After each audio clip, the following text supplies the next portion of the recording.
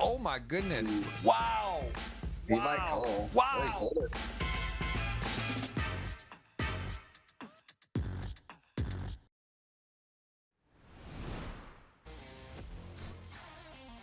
Welcome, everyone. We are back. It is GG Millions. It is Tuesday, November 26th. Jeff Gross alongside Luke Greenwood, over 8 million in lifetime earnings, has won the GG Millions, has won a live GG Millions. He's done many things, and he will be joining us for the commentary today. Luke, how are you? I'm doing well. I'm happy to be here. It's always fun to see a big final table, and it's a lot less stress when you can see everyone's cards and just talk about it. Exactly. That is it's you try not to be too much guided by that. That is something that it's a little easier to call to action when you know what they have. Of course, you did play in this on Sunday. You've won this tournament before, over 8 million in lifetime earnings, and you battled a lot with these players. So it'll be fun to talk to you about spots and hands and maybe give us some insight on that. We're going to take a look at last week's winner, which was Juan Pardo Dominguez, someone I know you know a lot about, over 25 million in earnings on GG. I think 13 million live. Just a phenomenal player. Tell me about him. We're going to take a look at a winning hand from last week right now, but tell me about his game and how much you've played with him. I've played a lot against him. He's definitely one of the best. He's just one of those guys who, he really can do it all. He'll make big call downs. He'll make big folds. He'll make big bluffs, and he's someone who's very technically sound, but also knows when to do something different. So this one here, he raised over the limp heads up as a bluff. Checking that flop makes sense because button should have a lot of low cards, and now he's going for the tone bluff and hit the flush. And I assume he's just, I mean, I know he wins the tournament here, but yeah, he's going all in with the flush. Yeah, so just flush over flush. He just set the guy by 1 pip. Yeah, pretty sick. Pretty. Guy just, again, he found a way. He wins. He gets it done. Again, 25 million in earnings on GG alone is just an absurd statistic. Doesn't matter how much you play, and a great player going to add to his total. If I'm not mistaken, 5 now. I think at least 4 titles, maybe 5. And Artur Mortarizian, who has 10, is the leader all time, but he is up there on that all-time GG Million list, which we'll take a look at here as we see again the winner there. And there it is. You can see Juan Pardo Dominguez. Okay, that now up to 4 titles. That's David Yan with 5, a couple other names and people you see with a lot of titles, including Adamo with 8. So pretty big pedigree there. And today I don't believe we have anyone on this list that is at the final table. Of course, we do have Bryn Kinney, we're going to talk about coming up here, who has 73 million in lifetime earnings today, 315K for first up for grabs. Everyone guaranteed 4.5 buy-ins, and there is again a lots to play for, no deal making, and this is from Sunday. We will play to a winner as always on the GG Million, as we know. And I guess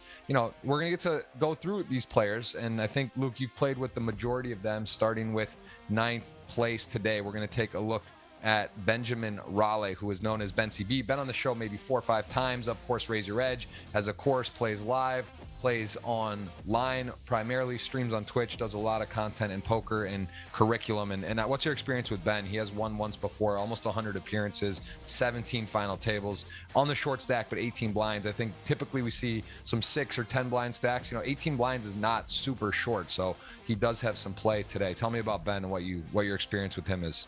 He's a guy I've been playing with for 10, 15 years. He's just a very good, tough player.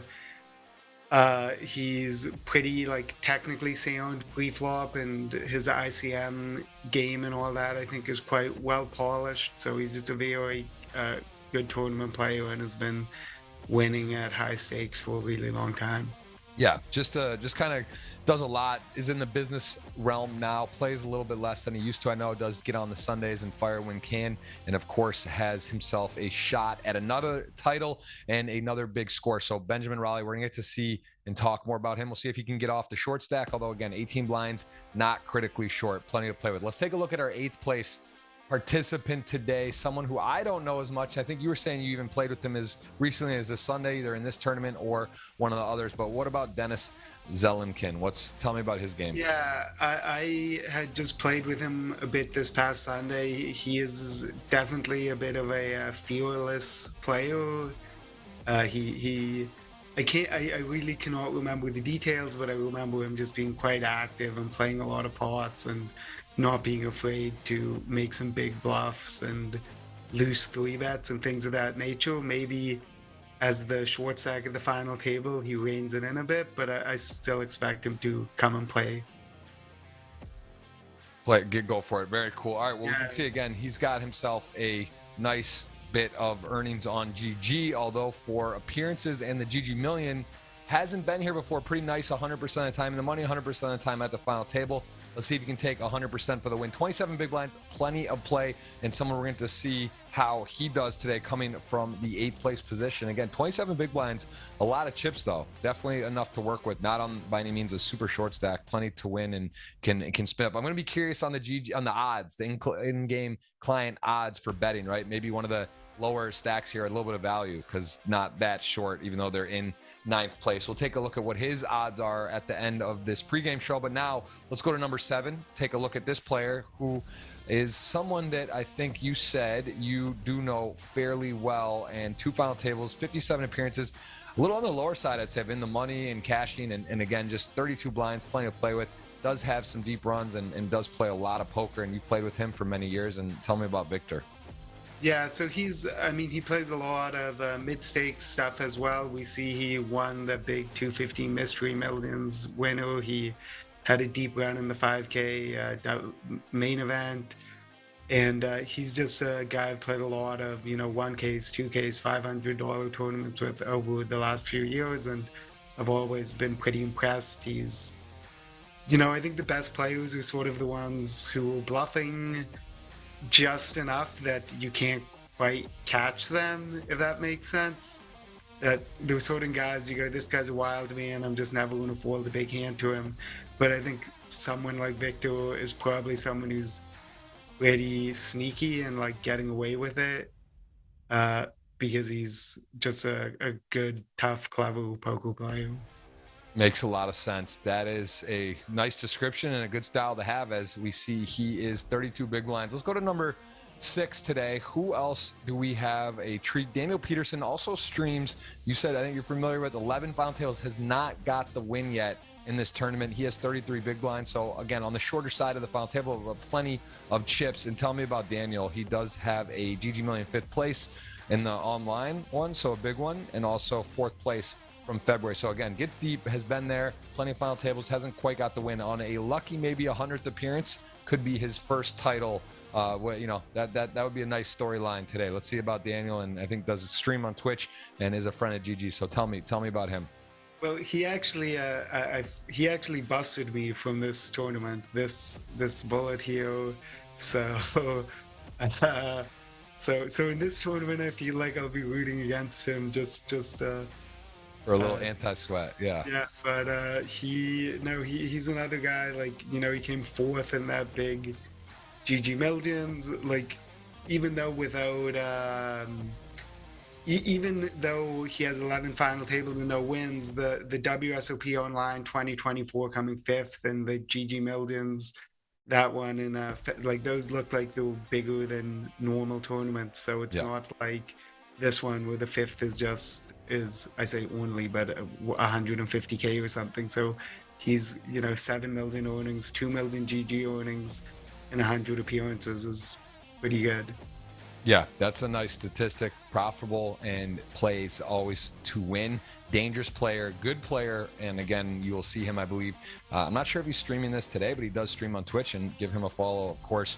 Always love to see content in poker. It's great for the game, and we wish him well. As we go to our next competitor today, someone who name a little bit trickier to pronounce, but Plausianitis, who has 4 appearances, 1 cash, 1 final table. So a little bit newer to the GGMillion, has had good success live. If I'm not mistaken, he has over $1.5 million. He had 1.6 million from Lithuania. He's number 8 on the all-time list there. He does have some good scores. He was in the Jeju, some of the bigger stuff, and he has bounced around and played some big tournaments. So a guy who is capable. Haven't seen a lot of him on this particular show, and it is his first final table. It says first appearance, I think first final table appearance that we're getting to see here. That is, as we see a possibility with almost 50 big blinds, plenty to play with. What about you? Have you battled online and or live with this player, Plausianitis?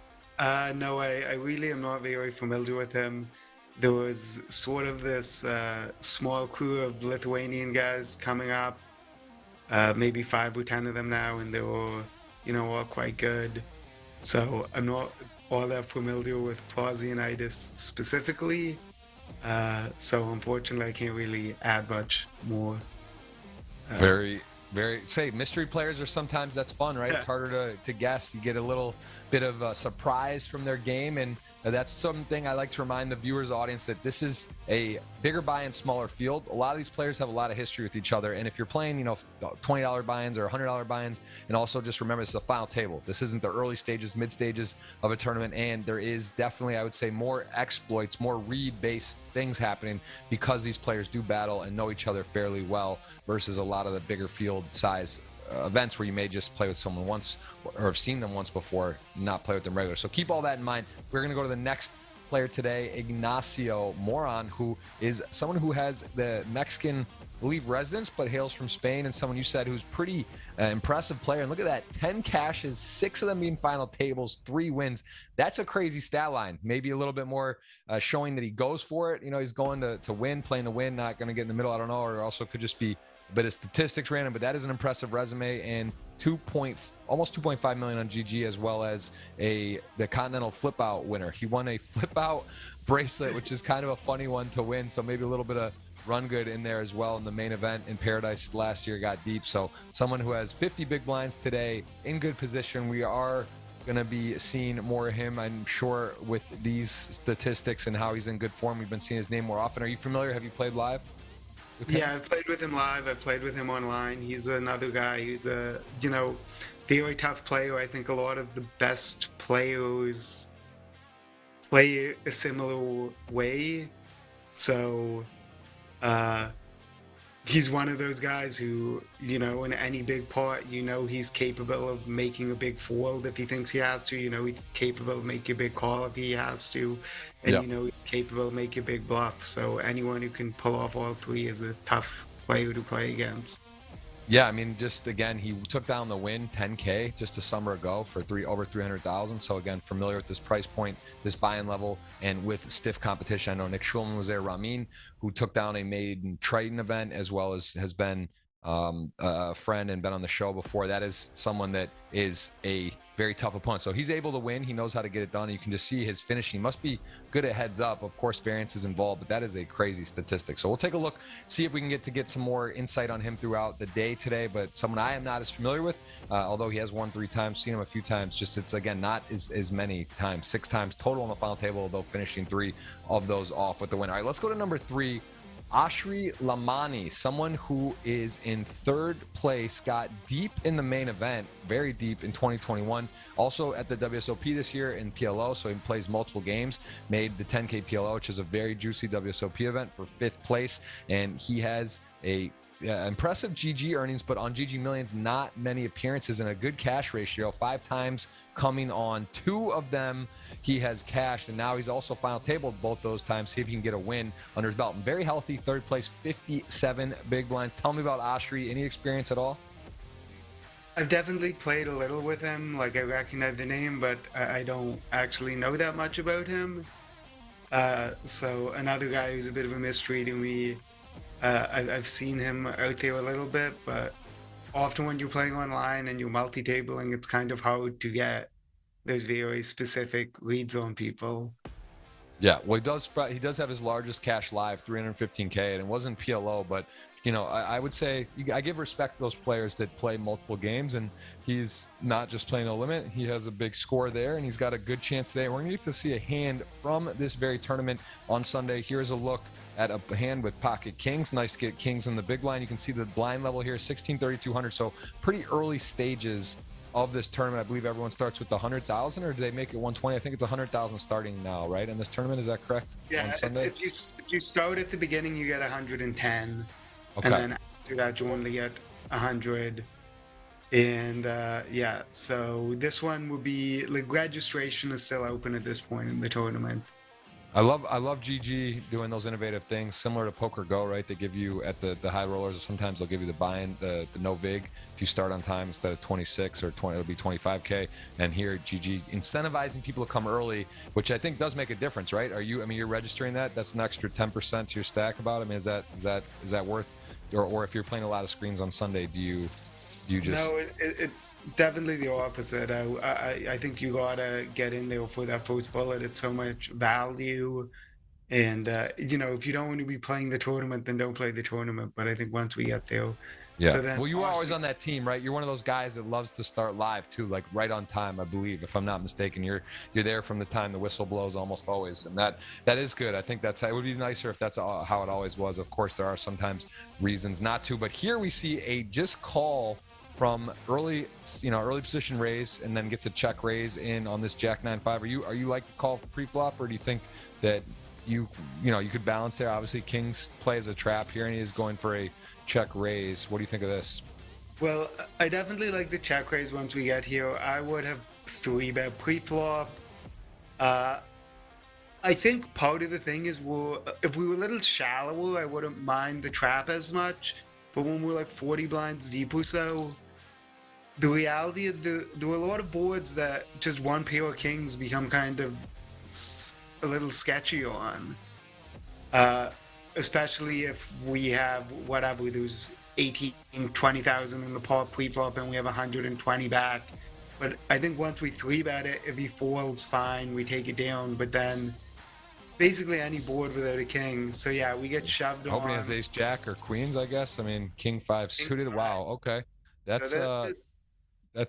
was a little out there, and I guess just decided maybe there's enough draws there. Queen 10, 10-8, certain hands he just decides to make a stand with the 5, and that is a pretty peculiar hand, I would say. Is that seems like in a 10K, a little abnormal action all around. But tell me about your thoughts on the king 5 suited too. I mean, the king 5 suited, I just don't really like the play. I think we're a little too shallow for that big bet on the flop. Maybe it's okay, but I think at 40 blinds, we're not really going to make a jack or a 9 fold or like any good straight draw. So I think it's a hand that maybe deeper we have some more bluffing potential with, but I think at this stack depth, I'd probably try to play a smaller pot with it and get it to showdown, because we shouldn't really be expecting to fold out a jack by the river and then building a whole strategy around trying to get him to fold middle pair and straight draws isn't that exciting either. Yeah, very interesting hand. Well, that is a cool hand to see. That's going to give us a little insight into Autry's game, as well as we see him in third place with a very healthy stack. Let's take a look at our second place player, someone that doesn't need to say a lot about. I mean, look, if you have played poker, if you know poker, you know Bryn Kinney. He is #1 all-time money list across the board. Current #1, all-time #1. Highest ranked #1. Whatever state that would be, whatever country, #1. He is with 73 million in earnings. He just took down a massive score at Triton as well. I believe he took first. It was either the main event. Yeah, it was the main, and he actually won the London Million, which I was commentating on back in, what was that, 2019, where he made the deal, but then got second, although he got the most money, he had the largest score ever in poker. So he's done a lot of crazy stuff, and he did get fourth as well in the 150K. So he is fresh off a 6 million and change week, which is just insane. I mean, he just literally won 6 million last week, or whatever it was in Monaco. So he's in good form. He doesn't need, we don't have to say too much about his game, but I am curious how much you played with him. He does not have a GGMillion title. And I know, it's one of those things, right? You want to add to your trophy cabinet, take it off. Okay, I want EPT, I want WPT, one in WSOP, GGMillion, the Champions League of Poker. I know Bryn, he's competitive. Of course, the money's great, but I know he wants to get the title here. Tell me about Bryn. How much have you played? And do you believe him? Because I've had him on my podcast. I believe him, but what do you think? Because he says he hasn't done solver work. We're going to take a look at one of the hands here and doesn't do any solver stuff. And he's a smart guy. He's played poker forever. What do you think about that? And what kind of work? Do you believe that you can be #1 all time and not do like kind of the Phil Hellmuth school white magic, just, feel it out and stuff? Or do you think that he's kind of maybe not using GTO wizard type things, but is doing some deeper work? What are your thoughts with that? I think you definitely can get to #1. I believe him. I don't think he is doing that stuff. I think Bryn has played a ton of poker over his life and clearly has a great intuition and great instincts, and is a very smart, talented poker player. So I think some of the more solver kind of stuff is, you know, there's a difference sort of between tournament players and cash players, and I do think there is something to be said about guys who've had a lot more success than me, like Bryn and Fedor and those types of guys, have not like consistently sat down at whatever the highest stakes cash games online and just like battled with regs. Yeah. Part of that's because tournaments are a different game. But I think some of the more technical stuff you need, you know, you will get chopped up kind of against the best of the best, but against in tournaments where your stacks get a little shorter, there's more white magic voodoo in terms of how you value your chips and ICM and all that kind of stuff. So I think from that standpoint, like someone like Bryn is clearly like excellent at sort of managing his tournament and knowing when he can take a risk and knowing when's a good spot for him to rampage over the table. Yep. Well, right here we see just a lead. He just decides to, you know, Queen 10 suited defend, of course, or I'm sorry, how he played the hand. Yeah. He opens, gets in there, and then decides to delayed c-bet, take it down on the gut shot, has a plan, knows the board textures, knows what's going on, does take down Duco Haven. And interesting enough there, that is this stage of the tournament, a little bit deeper, but not maybe at the end, right? There's still some shorter stacks, and the blind level wasn't super high. And the lead now, that was against Duco, who is a 4-time winner, has won 4 titles, and is the actual chip leader today. And again, Bryn picks that pot up, 841K at that moment. Of course, this was, I could bet you've played this a lot. What would you say? What stage of the tournament is this? This is sort of like right after the money, or right, not the money, maybe like right after Reg close or something, a little bit earlier. Yeah, about that. So Reg just closed for a little bit, but I think it might be that right at the end of late Reg, because I think the Pedro and Yuri look like they just bought in for a fresh 100K. Right. Yeah. Makes sense. Yeah, it seems about right. So there you go. You can see a nice hand from Bryn. And as we said, number 1 all-time money list. He is in good form after a $6 million week out of that. I mean, it's still crazy, right? Because he's got 73 million, but he picks up 6 of that 73. You know, it's like 8 or something % of that in the last week, which is pretty crazy to be able to do. And again, multiple tournaments and does win a main event Triton. So can't really say enough about his game, and at some point you can't really debate. He is at that number 1 spot. All right, speaking of number 1, Duco Haven, 4-time winner, GGMillion. He is our chip leader.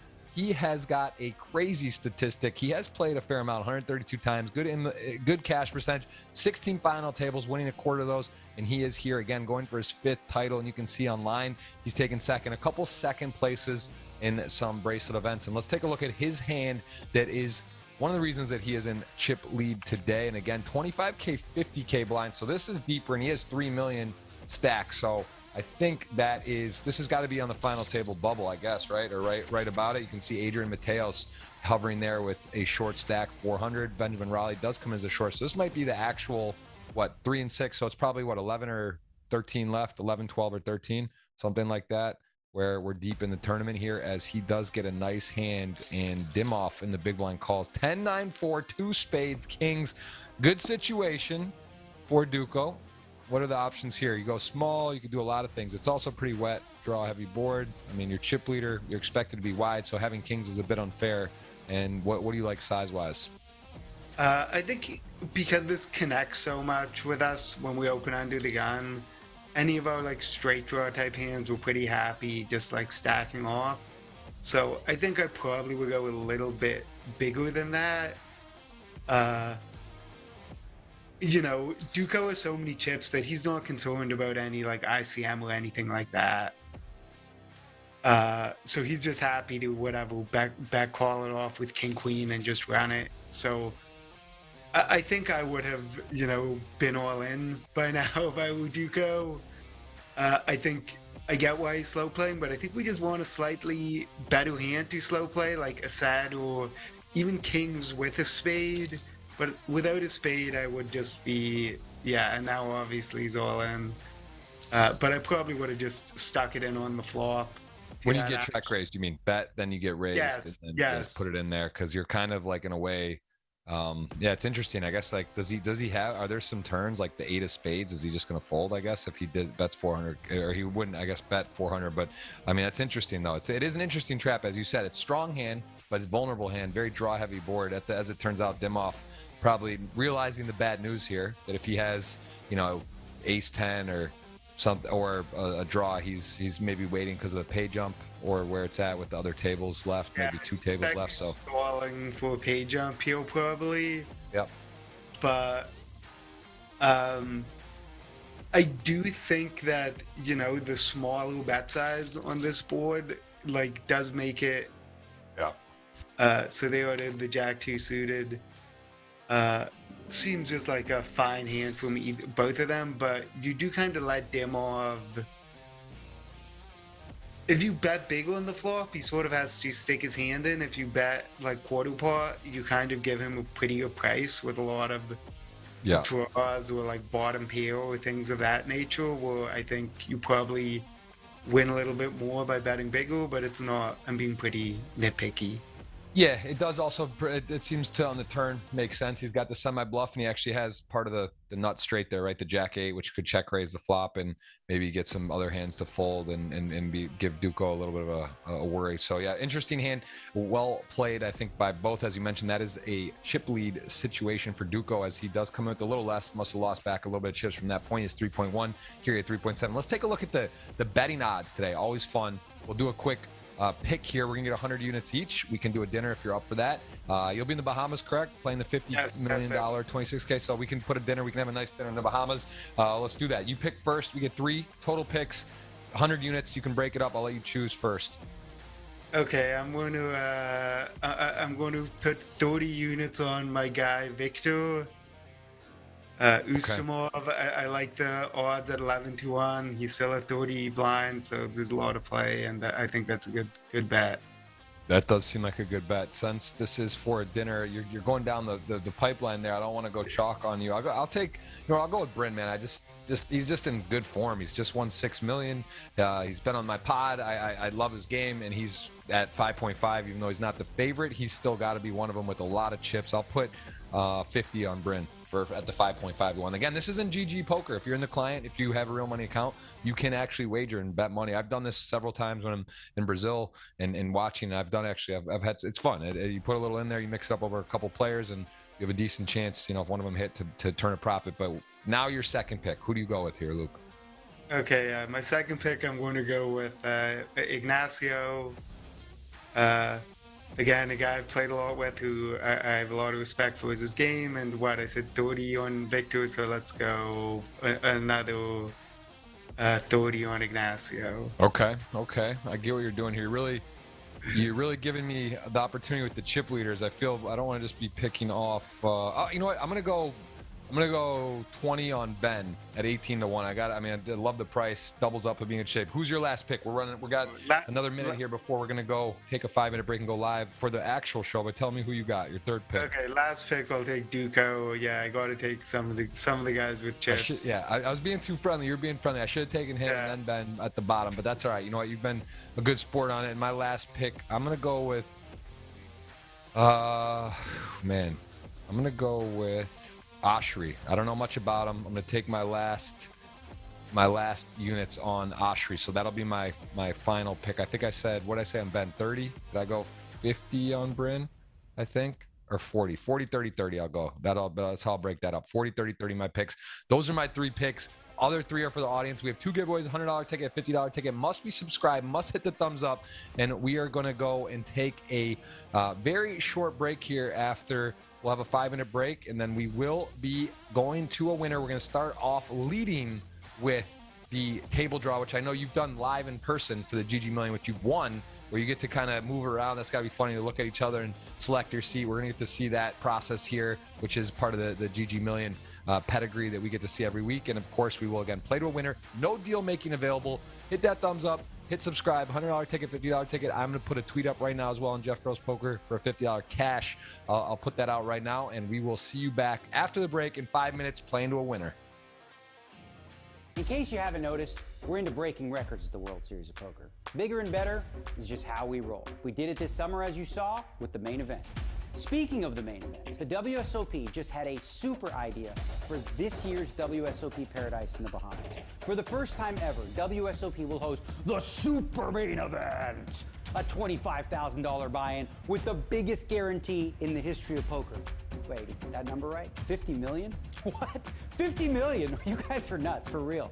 Huge prize pools, massive water slides, fun for the whole family, and the chance to hunt bracelets with the beautiful backdrop of the Bahamas beaches just a few sandy footsteps away from the poker room. 15 bracelets will be on the line with buy-ins ranging from $2,500 up to $1 million. Yes, you heard that right, a $1 million buy-in. The WSOP has partnered with the Triton Millions to bring the largest poker tournament in WSOP history back home. So what are you waiting for? Come make history with us again at WSOP Paradise.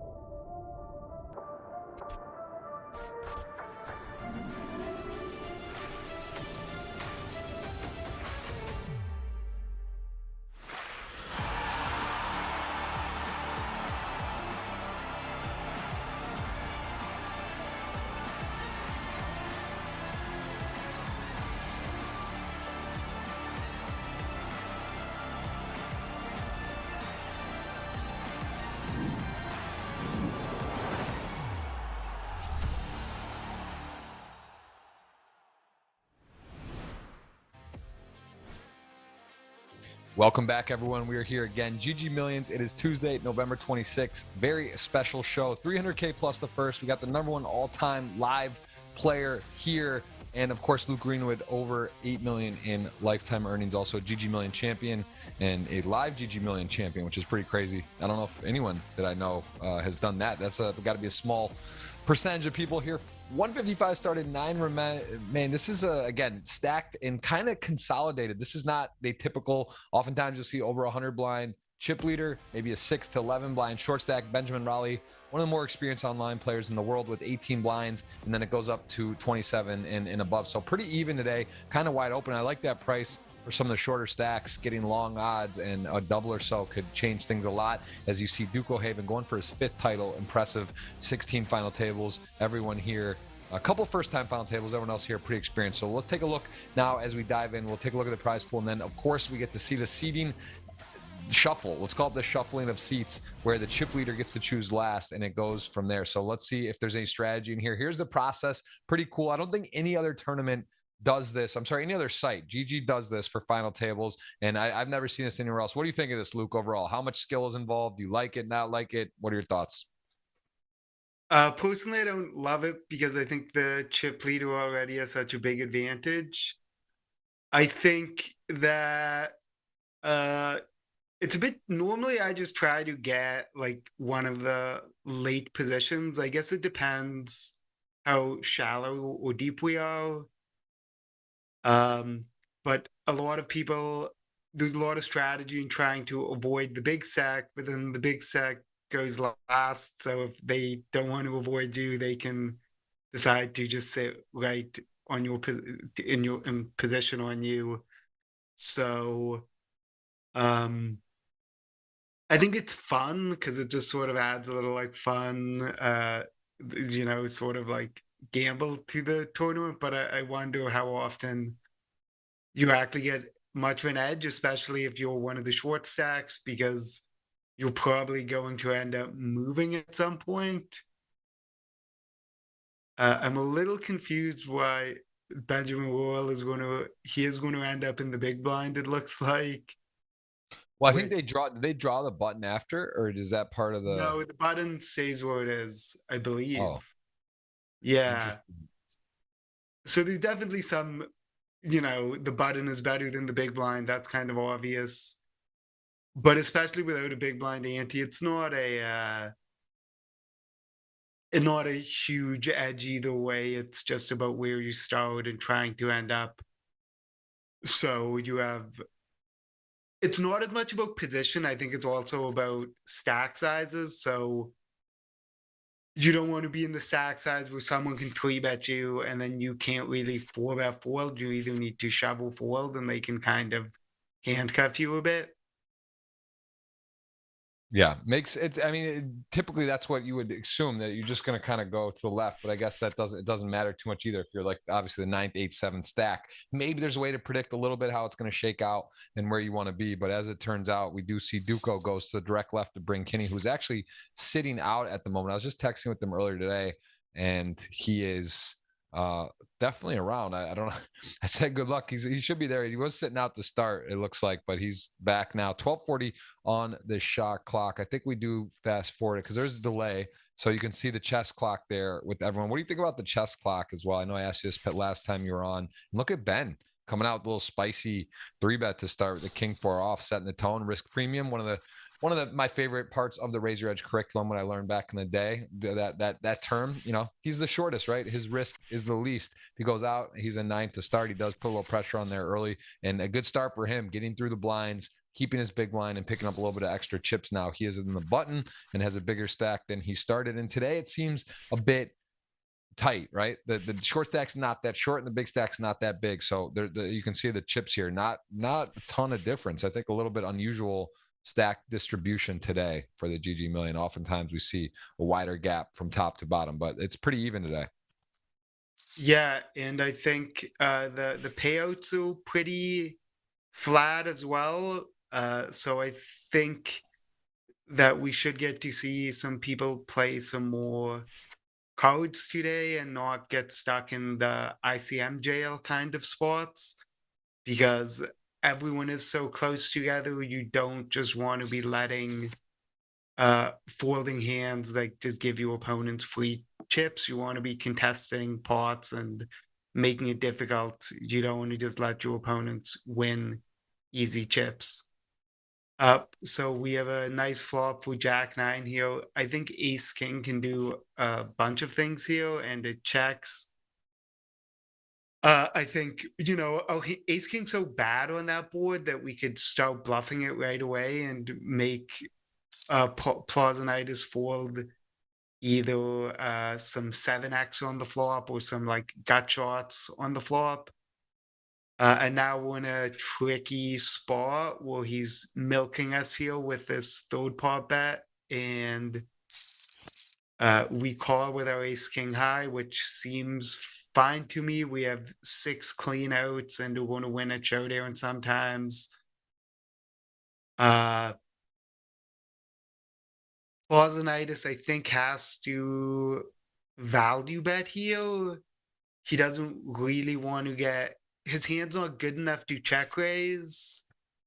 And yeah, ace king high not expected to call. But yeah, when you get to the river with a hand that's you want to value bet, but it isn't good enough to check raise, you pretty much always want to be betting it out of position. Yeah, and it now makes sense. have Makes sense Duco. there. I mean, he would hate to get raised on that river as played when he leads the turn. I guess there are some flush draws that check backs. The board's so bad for some hands. I don't know if he's going to bet all his flush draws on that flop. So that I mean, but as you said, he's going to get checked back too much, decides to go for it. And here Ben does take a spot with tens. Chip leader going to be opening wide. He happens to have a kind of a cooler in this case, and Duco is going to know Ben knows that he's opening wide and could have a little wider range, and he's not necessarily bluffing. So Ben could get a pretty favorable situation here. I mean, this would for Duco to just pitch nines here. I think that would be a big ask. Yeah, I think if I were Ben, I probably would have just shoved the tens myself. I think Duco is probably going to shove here, but I honestly think he can call as well. Yeah. Well, 4-1. Ben got his wish. 10s to 9s. Good start on the flop. Got to fade the running spades. There is not a spade. Now it's that 4.55%. 2 outs, 1 to come. Can Ben be back in? And it looks clean. That is a spade, and that is a 4. So 10s, a full house versus the 9s over 4s, and that is a pretty nice start for Ben, who is at that odds. Now it would be a whole different bit of odds as he does get the hard part, the early double, and puts himself in a really good spot. I mean, it's tight. Look at the stack sizes. There is even the chip leaders are at 2.4. This is a completely, and if you actually think about the chip leader versus the short stack doubled. So even literally the thing that could consolidate things the absolute most happens. So we have got ourselves a tight race all of a sudden. Ben right to work with ace 3 suited, and as you said, Duco maybe could have called and would have saved him some chips potentially, right, on that board, the king queen board. But you also run the risk of getting outplayed, right, with a hand like this, like ace 3 of spades, 3 bets, you call and then get bluffs. So I think just a pretty kind of a cooler with that situation, the stack sizes. Yeah, I agree. I think I would have shoved the nines as well. I like the king queen call here from Ignacio. He could call or 3 bet. It both seems close. All I was going to say about the hand with tens is because Duco is the chip leader, he doesn't have the same like risk premium of the short stack, who kind of needs to shove or fold. So if Duco gets there with a hand like king queen suited, he can pretty happily just call and see a flop. And I think with a hand as vulnerable as tens, I would have rather just shoved the first time. But again, I think the money goes in no matter what. Interesting to see how Peterson will play this blind versus blind spot. I think when you're in these like in between spots, they're quite tricky, especially at the shorter stack. He gets the check back from the 7 deuce, and they each flop a pair now. So if a 7 rolls off, we might see some fireworks. I like the check by Peterson. We sort of having the backdoor flush draw maybe makes us want to bet, but with a lot of these middly hands, especially under ICM pressure, we just want to be checking a lot and trying to show down a winner and maybe value bet if we get a nice run out for our hand. And now I assume they're just going to check to the river here. It would be kind of a strange spot for Brent to start bluffing with the deuce, but yeah, and I guess it'll go check check. Maybe Daniel like tries to eco a teeny bit of value here. Yeah, it'd be pretty specific, but also could just blocker sort of value bet, I guess, but value betting not much you're targeting there. So he does just check.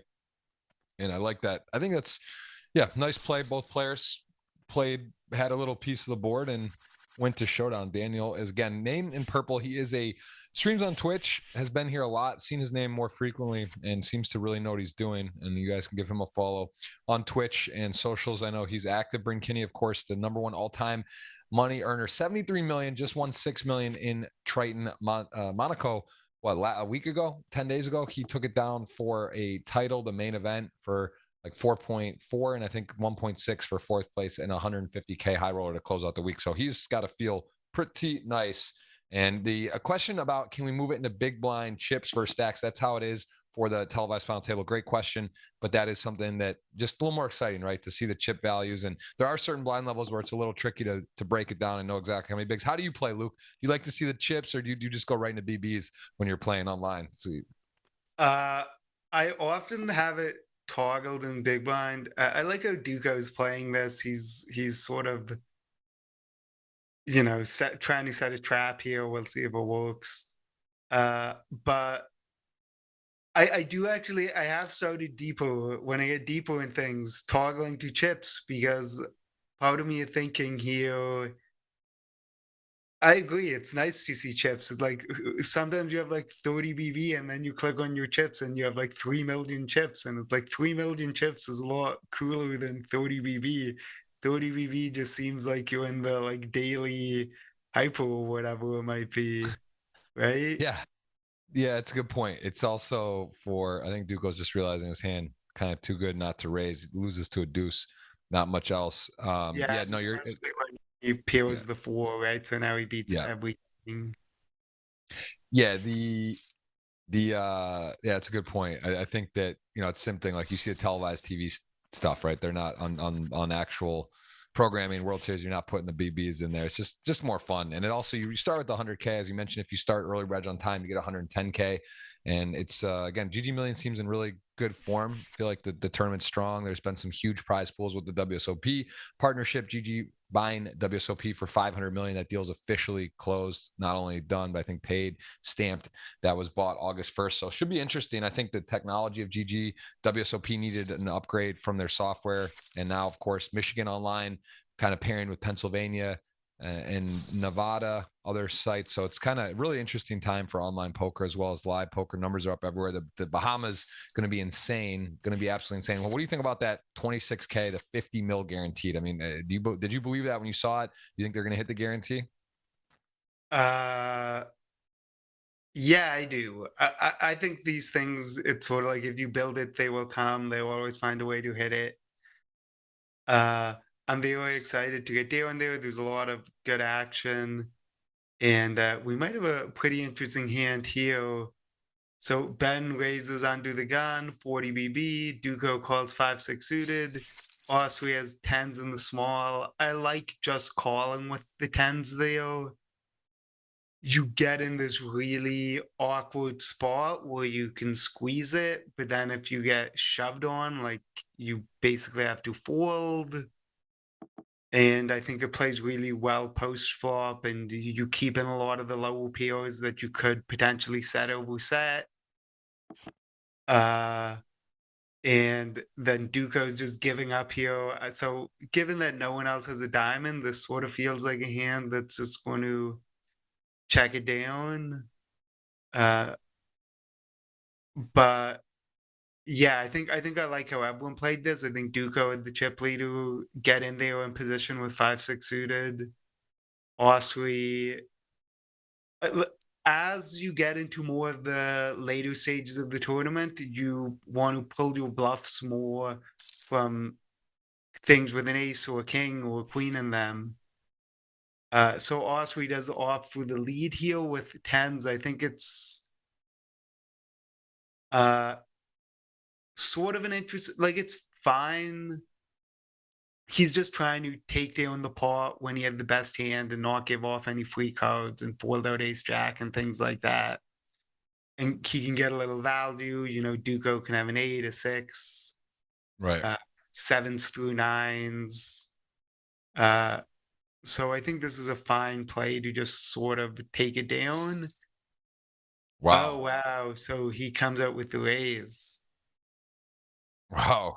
Wow. That's a risk. Yeah, you now all of a sudden go from you go from the check call where you're confident, or you can pot control and definitely call, and now you sort of get this can backfire, and he does get blown off there. Really nice play from Duco Haven, showing us some of the class, showing us some of the reason he has 4 titles and is the chip leader start the day and back in that spot. Really high tech play there. I mean, I like it. I think he's kind of thinking, if his opponent had a king, would he bet there? I mean, I guess you would think he would too, but it's interesting that if he doesn't have a king and you make that raise, you really are putting someone in a tough spot, even with the low flush, right? They're not going to re-raise you. They'll probably just call with a flush, and he decides that was the best course of action. That was an interesting hand, as we see a blind on blind 8-9 off versus H3 suitor. Did that hand surprise you from Duco that he took that upstairs?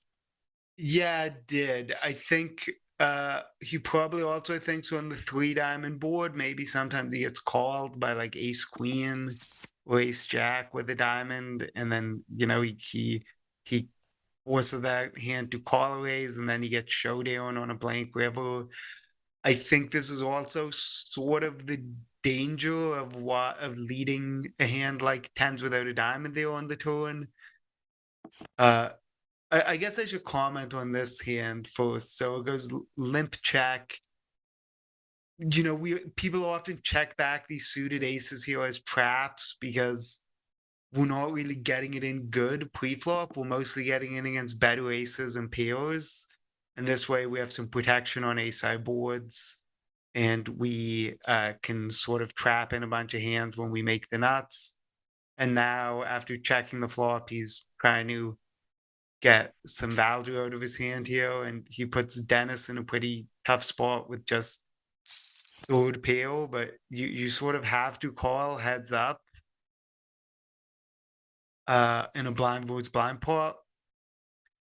And then I expect, especially on the king river, for this just to go check, and then I imagine Dennis is folding, but maybe he'll find a hero call. He does. He does have kind of a bad hand though, right? With the 8 of hearts and the 9. I'm sorry, the heart, and also 9 for some of Ben's maybe bluffs. But he probably would think he bets maybe 9-7 or Jack 9 on the flop, possibly 3 hearts. It's tough depending. Oh, he's gonna lead, gonna blocker bet, which is interesting. So I guess Jack Queen completes, right? That's double gutted, which is effectively open ended.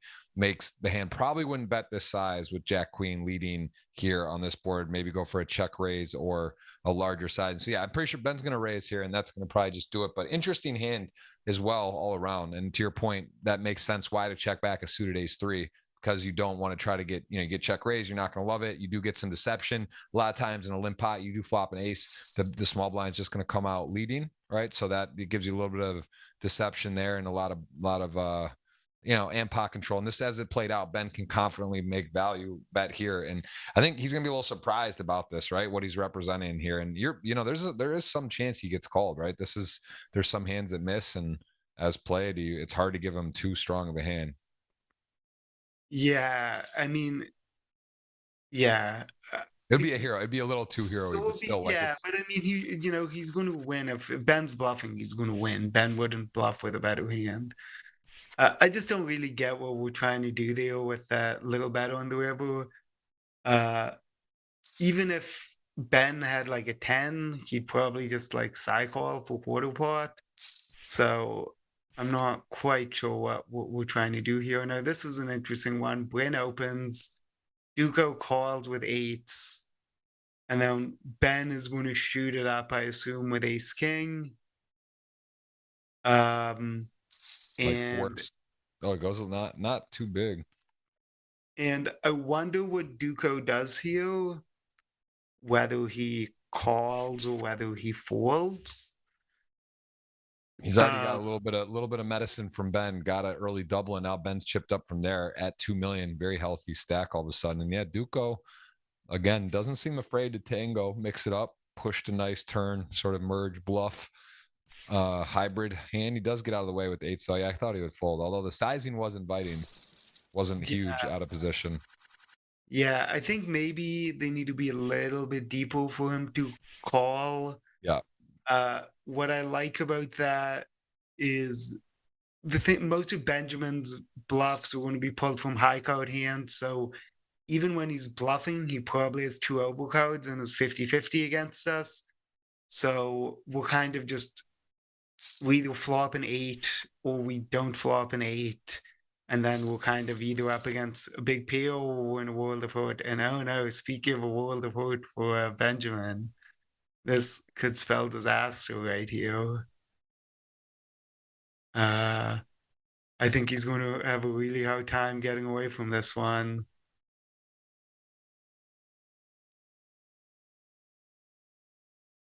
So Oshley bets with the set, and I think Wow. This is nasty. Benjamin, I like his call there with threes because with Duco still behind, I just don't think we want to be raising much of anything. It just sort of, we need such a strong hand to raise with the pre-flop raiser who could still have anything behind us. So I like just not really raising much of anything here and just calling basically everything you have to continue. I mean, Benjamin's got to be praying here for some Jack of Clubs turn or something. Oh no, and That's that is a dirty one. Jack of Clubs. That is I mean, honestly, I don't think I've seen set over set in a long time in GGMillion. You know, it's kind of it's just because it's final table. There's not a ton of multi-way pots. So, and here we see a Ben in there, and this is super nasty. So now you literally lose to eights only, right? Like there's no other really hand in this position because I guess queens just one combination, and then there's the eights, right? There's no like even ace queen, king queen. The player doesn't have queen eight suited, flatting a raise or something. So it's like you're just thinking about Vegas and the Mirage. Unfortunately, the Mirage has been knocked down. It is no longer with us, and this has Ben thinking a new thing. He is going to really get a bad news here. I mean, there is a 3 left. Nope, not going to be. And as played, I mean, yeah, I guess like, is there a way as played that somehow it could go check, bet big, and get when he gets raised? Like, would a player do this with, ace queen? Is it going to go all in or something or re-raise? So I don't know. Is there a world where Ben loses? I guess depends here on the sizing. If he goes really big, he might get away. If he goes small and gets raised, he can't. I don't know. It just seems like again, we're talking about very specific hand. Like he would need pocket eights, which he has. There's not many other hands that make a ton of sense that he loses to. I think the 10 isn't a completely relevant card either. Like Oswey can have pocket tens. Oswey can have queen 10 suited, but would he flat that? Probably not. Is he going to flat that free? No. Right. So I think tens and eights are the main ones. The thing that makes this really hard for Ben is Ben bets so small on the turn and so small on the river that if I arrived at the river with a hand like specifically ace queen, I would have a hard time not shoving here. But he has set this up in a way where, oh wow, he gets the non-all-in raise. I mean, this is pretty gross. I don't really know if Ben has it in him to make a big fold here. Well, he's definitely, I mean, it's interesting he didn't go all in because, yeah, maybe if he's thinking it's possible he could have got away and if he did shove, and now maybe he's even thinking this looks stronger. I obviously, Ben, again, he streams. I don't know if he's recording or live, but he is definitely really aware this is going to be eights a good bit of the time. And then you start talking about king, queen or ace, queen. And as ace, queen, I mean, what hands are raising that he beats really at this point, because it's pretty specific. I guess ace queen. I think, yeah, especially with the weird, the ICM stuff going on pre-flop, because under normal conditions, I mean, queen 10 suited is one, but I would also say jack 9 suited is a possible hand here. But these hands wouldn't be played at a final table here, especially these like pretty early positions. So I think Ben kind of knows he's in a world of pain here. Uh, I wouldn't be shocked for him to fold. It would be a great fold, but given the action here, it really does look like we're going to see pocket eights or pocket tens quite a lot. Yeah. You know, if the river was a deuce, wow. Wow. I mean, honestly, I want to say, first of all, great fold. Second of all, almost a disrespectful fold. I was playing PLO yesterday in a cash game with some friends, and someone made a fold to me, and I was joking. I said, that's like a disrespectful fold, almost like, because, you know, I mean, they were right. It's just like, that is, you got to be right there. But when you really break it down, that's the thing. Is he going to play ace queen like that? And then if not, what hands? But the problem is, it's such a specific hand set. It's literally like eights, right? Like, that's kind of tens. Okay, maybe how it played out, but like, that is you got to be right there. When you're wrong, that is crazy, right? So like, to be great fold, we got to give him credit. Take your yeah, we got the holy S's in the chat. I got to show them. Those aren't, we can put that on. Yeah, get the hearts out in the chat if you like it, or if maybe you would fold too. But I don't know. I think most of us can think about a whole cards up. I just, you got to give them, you got to clap your hands there, right? I mean, that still is that is a great fold. Like, you can know you're beat. How many of us know or think we're beat, and then you're just like, it's like only this combo, so I got a call. But no, he took it to the next step and just took it upstairs. To all the Razor Edge fans out there, what a fold, what a hand. And Ben started short stack, doubled up. Now he's back to about a double to start, in good position. Hearts are out in the chat. People are subscribing, thumbsing up, and $100 giveaway, $50 giveaway later in the stream. And of course, on Jeff Gross Poker Twitter, that is a $50 cash giveaway. So you don't need a GG account. I got that link. I'll get it for you again. We put some people already guessing the winner and retweeting. Thank you. And I hope you're enjoying. And that's what we come here for. Top shelf stuff. That is still 9-handed. This does have the makings of a long show. There's not that the stacks are all kind of in there. You know what I mean? It's no one's really short now. We do have one short player with Dan. Who is that? I'm sorry. That is Dennis Zelenkin, who was the second shortest, now is the shortest and has chipped down. But everyone else fairly healthy, as we see a river here. Ace, queen, ace, queen. Yeah, it looks like they're just going to check it down. I mean, Victor, yeah. I was going to comment one more thing on the setup we said, and people love to check full houses because you have like an unbeatable hand. But then when not very much money goes in on the turn and you check raise the river, and now the other guy's staring at his cards and going, oh no, maybe this guy slow played a full house. If us, we just bet the turn, first of all, you know, especially if he didn't use like a huge size, all of Ben CB's queens, every time he has a queen, he has to call, of course. Every time he has a flush draw, he still has to call, right? So I think by checking and calling, and then even when we check call the turn, if he check raises the turn and Ben is a queen, he still needs to keep putting money in. So I think sometimes when we have these hands, I expect Daniel's going to go all in here with the tens, raise call, and I expect he's going to shove and get two folds. Ignacio, I think, could call or three bet his hand, but I think I probably like call slightly more, and yeah, we get the shove and two folds. Yeah, really nice timing. Yeah, great time to wake up with tens, and it's just like the perfect hand to just stick it in. But yeah, so next time, for the people at home, next time you have a full house, don't just be like, oh, I'm just going to check and call and then check and check shove the river. Kind of looks like you have a full house. A lot of times, if you just keep shoveling the money in yourself, you create a situation where like your opponent can't fold. Because if he did bet the flop and bet the turn and shove the river, or bet big on the river, there would be no reason why he can't have ace queen. But when you check calls and then check shoves, now it's like, well, he can't have ace queen. That's a great point. It's a great point. And Duco here, I think we're going to see him, chip leader aces.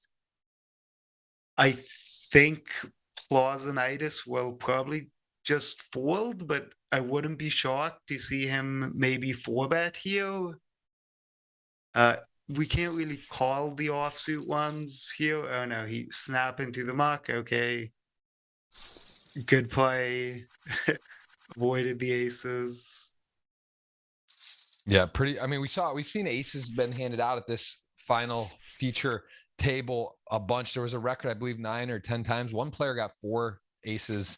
If anyone can remember in the chat who let us know who that was, but someone got 4 aces dealt at the final table in one stream. It was pretty crazy. I don't think I've ever seen something like that. I'm just chiming in to say I would have liked to see Dennis see the flop there with the 6-3 suited. 9th place is 45K, 8th is 57K. We're the shortest stack. Yep. Getting 4.5 to 1 to see a flop is pretty good, and we're not going to win any folding competition when we only have 10 bigs here. Yep.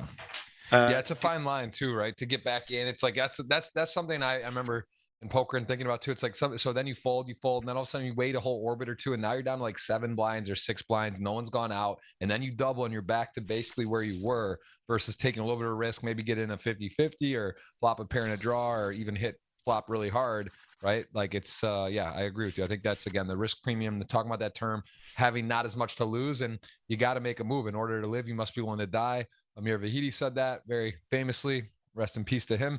Like that was something back, I think, like 03, 04 WSOP, and that quote is like you got at some point you do have to take some risk, or else you're just gonna even double and maybe you ladder one spot, but you're really forfeiting an opportunity, right, for that big top 3, top 4 score. Yeah. So that is yeah, interesting to look at here as we see ace 4 now. Victor showing a little spice against Ashri here, and it's going to work. One of the properties of that is you do get a dominating hand such as that, ace 10, ace 9 suited, maybe ace jack, even put him in a really tough spot, and it works. Yeah, definitely. Yeah, nice play. Nice play. So here we have a king 8 suited open. And yeah, also like, you look at the payouts here and it's 45, 57, 73, 93, 120, like you're pretty flat all the way up. So, normally like the GGMillion structure in particular is pretty top heavy. So, if you're lucky enough to find yourself at one of these final tables, like don't be afraid of getting the money in. What does it say what average stack is here? No, but it's what, around 2 million. I guess we could. There was 155 entries, so yeah, it's about 2 million, I guess, a little bit less. So, you gotta play some. You gotta play some pots. Everyone's in the same sort of like range of each other, and if you're letting the other people win too many of the pots, then you're just going to fold into 4th or 5th. Yeah, it's great points. It's it does matter. These things all are important. Here we go, 6-7, mixing it up here as is in a bit of a bit of a guessing game. King 8 suited, doesn't turn a diamond, a 7 and 9, doesn't pair the 8 or the king, and does he want to just kind of keep going? And look at this big bet poker, and that is gonna likely do it. Can't imagine hanging on here, just guessing, praying, and then going depending on the river. I mean, at the same time, right, there are some king queens, ace queen, ace kings that pick this card up and decide to put pressure. He's definitely not snap folding, although I just think this is a big ask to call. You're going to put about $1 million in the pot. You're going to have 1.4 left and then hope for showdown. So that is a really nice follow through by Ashri, and like that play, and like that he is basically tied for the chip lead now, started out in 3rd. So nothing too crazy, but him and Duco maintaining their positions. Bring Kenny with a slight chip down, right? Not by much, but he was at 2.4, now is about 2, and there hasn't been a ton of movement at the moment. 10 jack here, 2 experienced players. And what's up, man? Small Edges Poker giving such good guests lately. Shout out Jeff and Lucas. Good to see you, man. Thank you for the kind words again. We'll have giveaways later in the stream. Got the one on my Twitter, Jeff Gross Poker. Guess the winner and retweet. You don't need to get the right winner, just got to guess. So it's irrelevant who wins, but tell us who you think, and we will have ourselves a possibly new champion. I just want to remind everyone today, there is 8 total titles amongst these 9 players, with 4 of those being for Duco, 3 from Ignacio Moron, very impressive, 6 final tables, 3 wins, and 1 from Mr. Benjamin Raleigh, who has a lot of final tables, 17. As a matter of fact, he has been playing some great poker. Got to give him, likely going to have the hand of the day, right? That's just a great fold. Like, it sort of seems obvious when you think about it afterward, but I think very few percentage of people would fold. What do you do there, Luke? What do you think in hindsight with the situation? I mean, it's close, but it seems like a big fold. I mean, I'd like to say I would have found the fold, but a lot easier to say up here from the commentary booth. Yeah. This hand, we have a bit of a spicy hand coming out here. I mean, I don't really like this flop bet from Ignacio. I just think it's like, yeah, I mean, I don't really like how Ignacio played that hand. You don't really want to be bet folding pairs in position. We'll see if Dennis goes for it here. This seems somewhat close, but I think he should fold. I think it's button, cutoff, hijack, low jack. Oof. Yeah, I think it's a good fold. It's right on the cusp, and Ignacio, I assume, is going to walk him. So, yeah, I think some of these ICM spots, especially those, you need to play a little more cooperatively post flop. So your threshold for what you can value bet and what you can play a big pot with go down.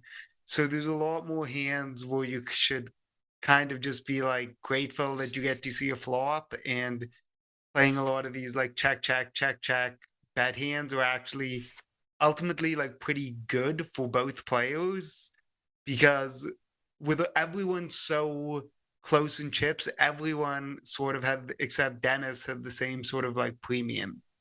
That everyone's like, well, I don't want to get it in with 51%, but then if no one wants to get in with 51%, someone can take advantage of that. And one thing you want to be doing is trying to, when you're playing in a cash game, sometimes you can just run it more, but here you want to kind of draw some lines between which hands are good enough to stack off and which ones aren't. And with the ones that aren't, just play a little more conservatively and pot control. It's great points. Luke, are you playing any mixed games or any PLO or anything? What's your favorite? Are you just primarily no limit right now, or what's your? I'm playing PLO as well. I played the Trident PLOs. I cashed one tournament where we had like this insane, it was the longest live bubble I've ever played in my life. It was we didn't go to bed till 3:30 in the morning on the bubble of the PLO. And then I came back the next day and caught my 2.5 blinds and then lost. Sure. Yeah, that's. I also played a Triton. I similar. I had like a huge stack with 15 left, 6 cash. I ended up Triton Madrid. I played and I ended up getting like kind of stone bubbled to Durr, who ended up winning. But it was, here we go. 5s gets it into king queen suited is ahead. What a sweat that is. 9 of clubs needs a 10 of club, a king, a queen. Can he do it? That is not too many outs. That is just enough. Bryn Kenny is going to send our first knockout of the day to Dennis Zellenkin, who, again, 45K score, did maybe pass in a few spots at the end of the day, did get 9th. And the Greg goes all in GG flags are being waved in multiple spots there as the D-Negs clap comes in. A lot of Greg goes all in claps. Man, I got to give Greg goes all in a shout out, man. He really makes some great content. I love his skits, love his Instagram. Great follow. If you guys don't do that, you should give him a follow. He is top notch. And there's unanimous good game. So the first took us a while. 45 minutes into the show, we're going to lose our first player. A couple of ElkY claps. Everyone given the claps at the table. I think everyone showed a good game, and there we go. We have got ourselves 8-handed poker, 25K, 50K at the moment. What did we just see here? We saw King Queen open. We saw Ace 4 suited fold. We saw Ace 10 off fold, and then we saw Pocket 7s fold. Come on, guys, play some poker here. Right, We could be here for a while. If no one's getting involved in the blinds, I mean, again, everyone's pretty tight right now. The 8 hand. Oh, mystery hand. Hold that thought. We have got a mystery hand over in the big blind. Ace Jack off is going to be the hand we know. And we are going to get to see a player that we're going to have to guess what's going on, man. And someone asked about me playing poker. Gertrude Hawk, good to see you. Yeah, I play PLO. Actually, I play primarily PLO cash games. That's like my favorite thing to play. I do play a bit. Last year, Bahamas played 5 tournaments, got a couple good runs, cashed the 25K, cashed the 10K PLO. I think a couple others, but it was fun, and I will be back there for the 26K event. I got 2 little kids now, so a little less poker, but I still try to play. Tournaments are a little tougher, hard to pass, like the Triton and the combo with Triton and Bahamas with the 2650 mil. That is a exciting thing to go down to. I won't be playing the Tritons, but I'll play some of the other events there. And we see Ace Jack to Daniel's mystery hand. Luke, what do you think here? I mean, it's a pretty strong hand. Of course, Queens, Kings, you're bad shape, pocket 10s. Other than that, though, your hand's in pretty good shape. Maybe wanted to protect against Queen, King, Ace, Queen, Ace, King. He does go ahead, shoot it on up here. Let's see what Daniel does. All seems pretty straightforward right now. Yeah, I like the check raise. I think we sort of have to. I like not shoving pre as well. I think shoving pre, we kind of just get called by Ace King and Ace Queen and fold out all the other stuff. So I don't think it goes that well. And then once we get to the flop here, we need to check raise some stuff for value, and this really is like the best hand to check raise for value. Even Jack 10 and deuces, like have some incentive to slow play. Once we get here, I mean, I'm just all in. Right. Yeah, Daniel can have a 10 too, but we don't have that much to play. Again, we can slow play our boats if we have boats. And I think that like letting him, I just don't think we really want to like drag him along here. Right. Yeah, like King Queen suited, like for this price all of a sudden. Yeah. Yeah, let him call. Like he's getting priced into call like Ace King even, I think. Pretty close at least. And yeah, once we're here, I mean, I guess I'm all in for third part. I mean, maybe he's going to do something like check call, but my problem with check call is outside of like exactly 8-9 or maybe Queen 9, I'm not sure what he's bluffing. Right. Yeah, Ace King might even just be like, all right, like I'll show it down now. I just saved 500K, or I got to peel that. I don't now. If you're gonna check fold and your opponent does have Queens, Kings, or somehow at Ace 10 that just called your check raise, like I guess this if you're gonna think about folding, but then that can get dicey. You talk yourself in, you might get bluffed by some of the hands you just mentioned. So, very curious here what's gonna happen as played. Yeah, so am I. I mean, I'm a little more curious. I think Daniel has Queens. That's just kind of a guess I have. I've just randomly, like as played, I just wonder if he would play it this way. But I don't know. I just don't think he's bluffing. I don't think he's going to bluff King Queen here, or King Queen 9 or 8-9, like you said. I just don't think that's a likely situation. I'd just be concerned. He can have the same hand as us. I think Queens or Kings, he would probably stick in on the flop. He could have aces, but we have an ace in our hand. And again, we're getting such a sick price on this. I mean, this is why I would have just shoved the hand myself. Yeah. Because I don't think we can fold here. And I think we're beat. I'll say that. Queens may be too specific. I just think we're beat. I don't see. I just doesn't feel good. But I'm certainly not like thrilled about this. But I think we can play this really dangerous game, I think, where you try to cut it too close. And for me, I'm on the tour and there's 800 grand in the pot. We have 600 grand in our stack. And I'm just all in. And if I'm beat, I'm beat. I think once we get to a point where we have like pot to play with top pair, top kicker on the turn, isn't really like, and we chose to check raise the flop. So I just think this might be a spectacular fold. Yeah. We already saw an inspiring fold from Ben CB. That's maybe you know, 2-1 FT is getting extreme, and at some point, yeah, we're gonna overfold. So I don't know. I think they say think long, think wrong, Luke. You know this additive. I just don't know. King Jack's gonna check, right? So it's like, yeah, is he bluffing with Queen 9 or 8-9 suited?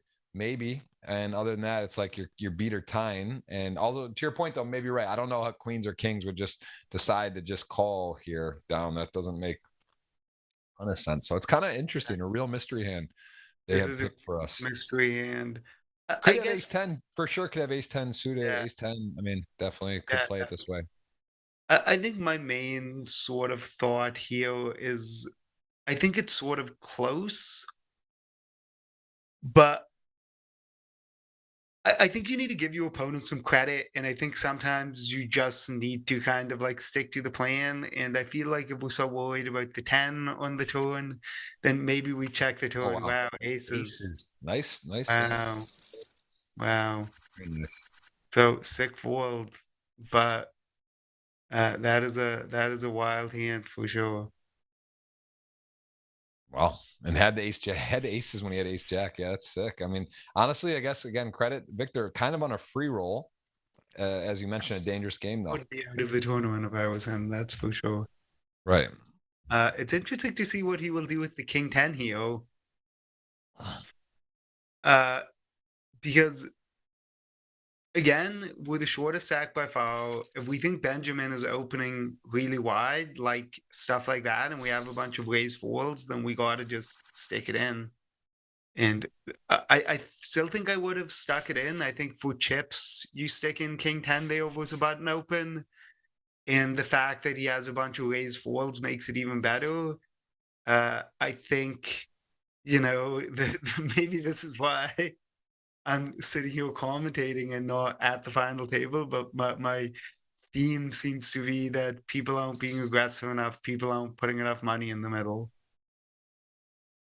Yeah. I mean, but again, it gets to that sort of point of you're also like, maybe you're going to get more first, second, thirds and be commentating or be on the side or enjoy your Tuesday off the table, or you're going to be one of the chip leaders or have a good shot to win. Because even here, right, like Victor, great, I think played it well, really lucky to have chips and fortunate played it well to do that. With that being said, you know, he still is distant 8 of 8, right? He's got a lot of work to do to get things going. So it's like those times where he is bluffed or they do chop, right? The ace jack, which is possible, very possible, as played. That, you know, that's a really tough situation. I think you got to be careful. You know, that's something myself. I made some hero folds in my day and a little bit tighter. And it's like, okay, sometimes you're right and you get rewarded and you feel good about those, but maybe the other times where it's backfiring, right? You're not getting enough chips and you're playing too cautious. So I think it's a very fine line to toe about being results oriented. And again, you got to kind of be right when you make those folds. Yeah, absolutely. And a lot of poker is just being right at the you know, making the wrong move at the right time. Right. Is, yeah. Well said. So we have Ignacio value betting the straight here. I suspect that we're not going to get a call from just a pure kings. I like how Plazonitis played it. I think pre-flop with his hand can go either way. You know, as a general mechanic for these blind boys blind spots and picking what hands to raise and what hands to limp, you know, you kind of need to do your own sort of internal calculation about like, is my hand good enough to limp call, or is it bad enough that I want to raise fold it because I can't limp call it, and finding that right balance. So like a hand like king 6 suited there, I think normally I would limp call it because it has enough properties with the king and with the flush draw that you can limp call even under ICM pressure. Again, a weird fold here with ace 3 on the button. I would be playing that one for sure. And then like here with like Daniel, so jack 5 is so bad that he can comfortably limp fold it. But then maybe if he had a hand like jack 7 or jack 8, he doesn't want to limp fold it because it can make a straight. So that goes into the raise fold bucket instead. And now here he checks with top pair, and I assume Bryn's going to just check back with a pair of 5s.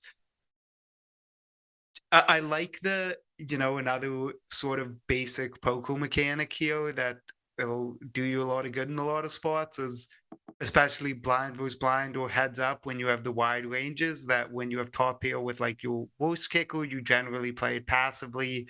When you have your best kicker, you force the money in because, when we get this deep, um, like if you have jack, the difference between jack two and ace jack on this board can be like quite dramatic. So jack two, you go, I have a great hand to just like bluff catch all the way down, and then ace jack, you're like, I'm value betting all the way down because I don't want to let him check a jack on any street. And this one's just going to get shown down. Yeah, Bryn took a little stab, just kind of little, again, merge kind of protection / pot control in position, doesn't end up getting more chips in the middle, and got to get there relatively cheap. You did see the Jack 5 out flopping his fives, but not a big pot at all. Still at 25K 50, 8-handed, playing no winner, no deal making available. This is from Sunday to a final table. That is how it works each week. We will, again, have another great guest next week, and almost can guarantee big names and massive prizes. That just seems like automatic, almost 300 plus every week, and some of the greatest names in poker. Again, Benjamin Raleigh here today, Duke O'Haven, a 4-time winner, and also Bryn Kenny, the #1 all-time money list earner, 73 million in lifetime earnings. Does not have a GGMillion title. Interestingly enough, he was in second to start. He's hovering in that top part of the pack still. So looking for that title to add to his resume, as we see a short stack Victor with 650. Started out in 7th place and is in 8 of 8 right now. So again, sort of his trajectory at this final table, he came in one of the shorter ones. And Ben, though, started out as 9 and 9, and now with 8 left, he is already overachieved, and he is in a pretty, again, healthiest position, sort of with 2 others similar, and really no one with the runaway chip stack, kind of wide open here. If you did bet in the client GG for the odds, you can get to see and bet and wager on your favorite players. So kind of a fun way to participate, as we do see a king jack take. Oshry not afraid, going to mix it up with not a mandatory 3-bet, but one that is definitely a candidate. Does take it, and Bryn with 9s, and is going to decide to get out of the way. The small blind giving some respect there. Well, I mean, I don't want to say surprised, right? But just like, in these positions, it's cutoff button and then small blind. Definitely a little more bluffing, a little more prone to attack late position openings. So let's see. Jack Queen suited is actually dominated here and is going to call. And now we could have a little bit of a situation. Yeah, I mean, this looks like it's going to be some trouble for Oshry. With Duco flopping a flush draw, even though Oshry has the best hand right now, this is going to be a pretty difficult spot for him. I think Duco's sort of got himself into a bit of a pickle here. I have been criticizing people for, I think, playing a little too tight. So, Duco not afraid not to mix it up. And I think, he's won this 3 times, 4 times. So that tracks. This is actually very interesting because it could be a huge pot. Oshry may decide, if a diamond rolls off, to turn, a good contender to go for it on. At the same token, he could get bluffed here fairly easily off as well. So I think Duco with position and as played is going to have a decent chance to win. Although with the check on the turn, now it's kind of interesting that this changes the situation a little bit, but still Oshry kind of no man's land, right? It's easy to make that squeeze. You make that initial squeeze. Then when you go to the post flop decision, now there's a lot at stake. Both these players too, as 1 and 2 in chips, essentially, right? So there's a lot at stake. This is going to be a first separation. Someone's going to have more chips than the rest of the field by a significant amount. And here we go, small bet. And this is going to be curious because this won't shake Duco now, that's for sure. We did see him actually. This was the same situation where he blew him off 10s with the 6, with the 8, or no, I'm sorry, the 6-5 on the king 8 turn 6. And as played, king jack has the best hand. Now, will he get to show it down?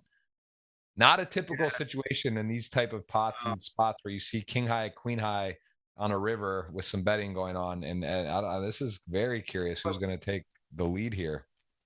I think Oshry should not be betting here really with the king of diamonds, because one of his hands that he's trying to make Duco fold here is probably like king jack suited, king queen suited.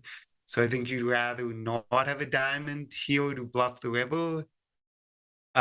It looks like he's thinking about it.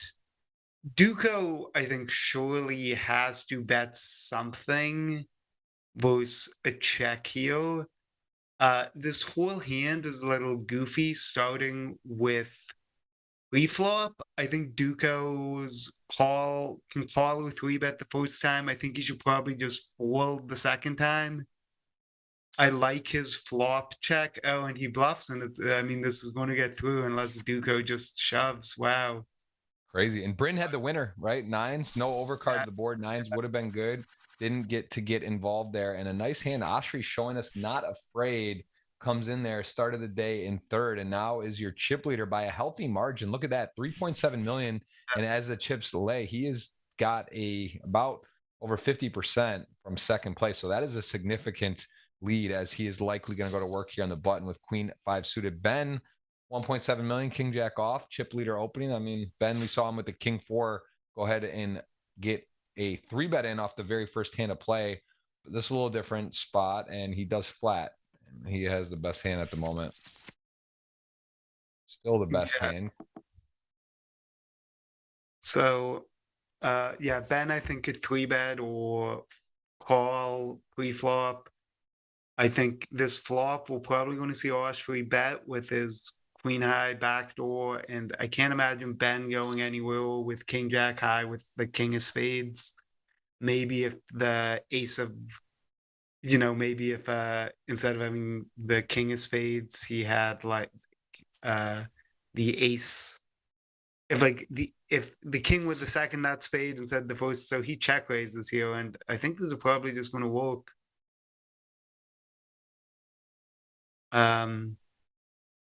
We'll see what Oshry does. Yeah, so a nice hand by Ben. I think he's doing a good job of identifying these spots where he can put pressure on people.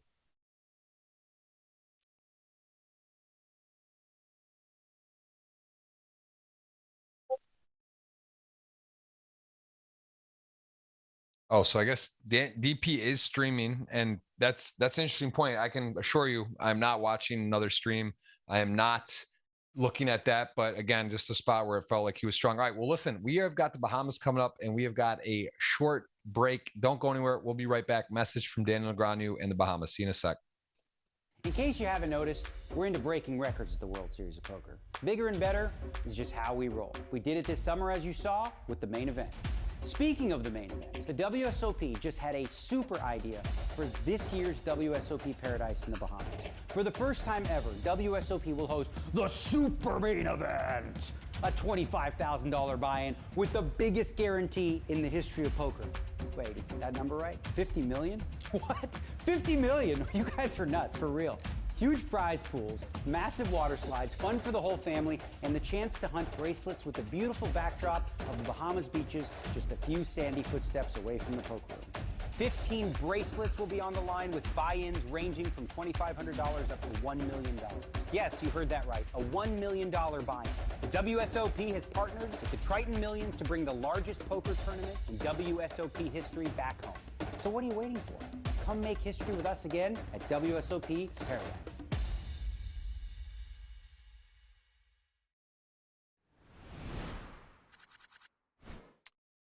And there it is, December 6th to the 19th. Message. Hope to see you all there. If you're going to the Bahamas, type a B in the chat. Hope to see you. Please say hello. Luke will be there. Luke's your brother there. Sam going to be there? Yes. Yeah, we'll both be there. So I would love, I'm going to be doing some podcast stuff down there. Maybe we could have both of you on at the same time. I don't know if that'd be fun. I'd love to talk to you guys at the same time and do that. I don't know if he's up for it or if he would be, but that could be fun one of the days to spend some time. It's pretty cool. I don't know if there's any other stronger brother tandem. I was actually talking about this yesterday. You see LeBron and his son playing in NBA. You see that there's the Manning brothers and these different, the coaches, the Harbaugh brothers coaching at the highest level at the biggest thing. It's pretty cool. I don't think there's, who else, is there anyone else that's even in the same conversation? Are there any other brothers that play at a high level? I'm sure maybe there is. I'm just not even thinking. I know you guys are 1 and 2 for sure. There's certainly not anyone on the Triton Tour stops and playing the biggest stakes, but is there any other brothers that are pretty formidable out there? I believe there is what are the guys' names? Demaldo? The I think they were sponsored by Stars for a while, Who Brothers. I feel like these questions when I get put on the spot, it's so difficult. Yeah,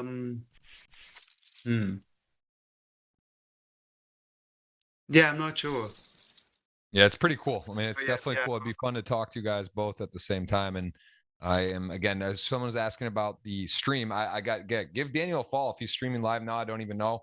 I have not checked it out. I actually like to watch the stream after. I'd love to have him on as a guest on the show as well. He does Final Table frequently, but would be great to have Daniel on. I don't have his direct contact, but I would like to have him on. And the invite's open. Anyone play the GG Millions? If you want to come on, please reach out. We do have a bit of a list at the moment because there's a lot of people that want to be on, and it's an amazing show, and it's amazing to have Luke here taking his time. Second time guest, again, has won GG Millions live and online, over 8 million in earnings, and it is always fun.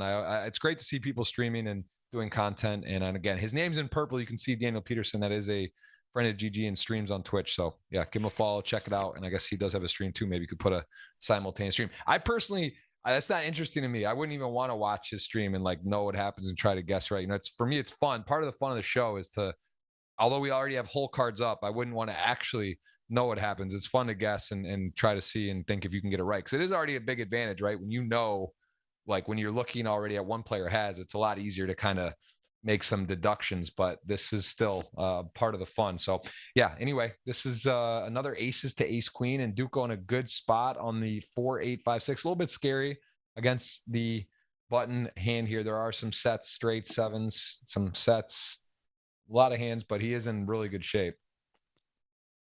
Yeah, and you know, Plausanitis, flats pre. I think he could 3-bet fold as well. But I like the flat, and he plays this well. He has some showdown, so he just check, check, check, check, and gets to see a river. I would have liked to see. I think Duco should probably bet somewhere here. You know, getting raised isn't that huge a concern. And again, it's one of these hands. We certainly can't check raise the river, but we want to get some value. So I'd like to see him bet there to try to get called by one pair or maybe even ace queen high. Which I think the question is, what is Jack Queen, Jack King suited do? Those hands maybe were there, and they might have already bet, right? That's part of the thinking. Maybe those hands would take a stab on the turn or the flop as played. But yeah, I wonder if he's going to bet a jack if somehow he gets to the river and hits a jack. So interesting spot, a little nuance there, but it didn't end up making a difference. Aces do take it down, and we again have the big stacks all in a row there. The 4 guys with 2 million plus and a good seat for Oshry right now, sitting pretty nice. Yeah, and I thought that was pretty close by Victor with the 10-8 suited and the hijack, 9 bigs. You know, with all the big stacks behind us, you sort of handcuff them a bit. They need a bit more of a premium to get the money in because they're not just all in for 500K. They might need to face another million or 2 million. And I think, you know, it's a good spot when you're the short stack to be aggressive and try to steal the blinds. Bryn limps the bottom with queen 9 suited here. And we'll see how this Duco falls 9-7 off. And Oshry will, I guess, check the king 8. Yeah, and I assume Bryn's just going to bet the flop and take it here with middle pair. Now he checks it. I mean, checking's also a fine play, especially with the backdoor flush draw. You know, he's not really going to get check raised very often at all. And I wonder now if he tries to eke out a little bit of value, if he keeps checking. The problem with betting is, you know, we don't necessarily want to bet a hand like this that can't stand up to a check raise, but it's fine.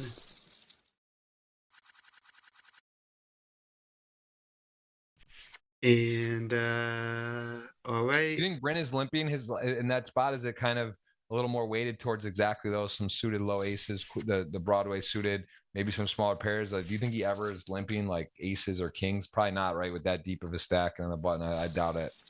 Yeah, probably not, which is why I think this deep especially, I would just raise everything. You know, if a hand's good enough to play, you want to raise it. If you have to fold it to a 3-bet, so be it.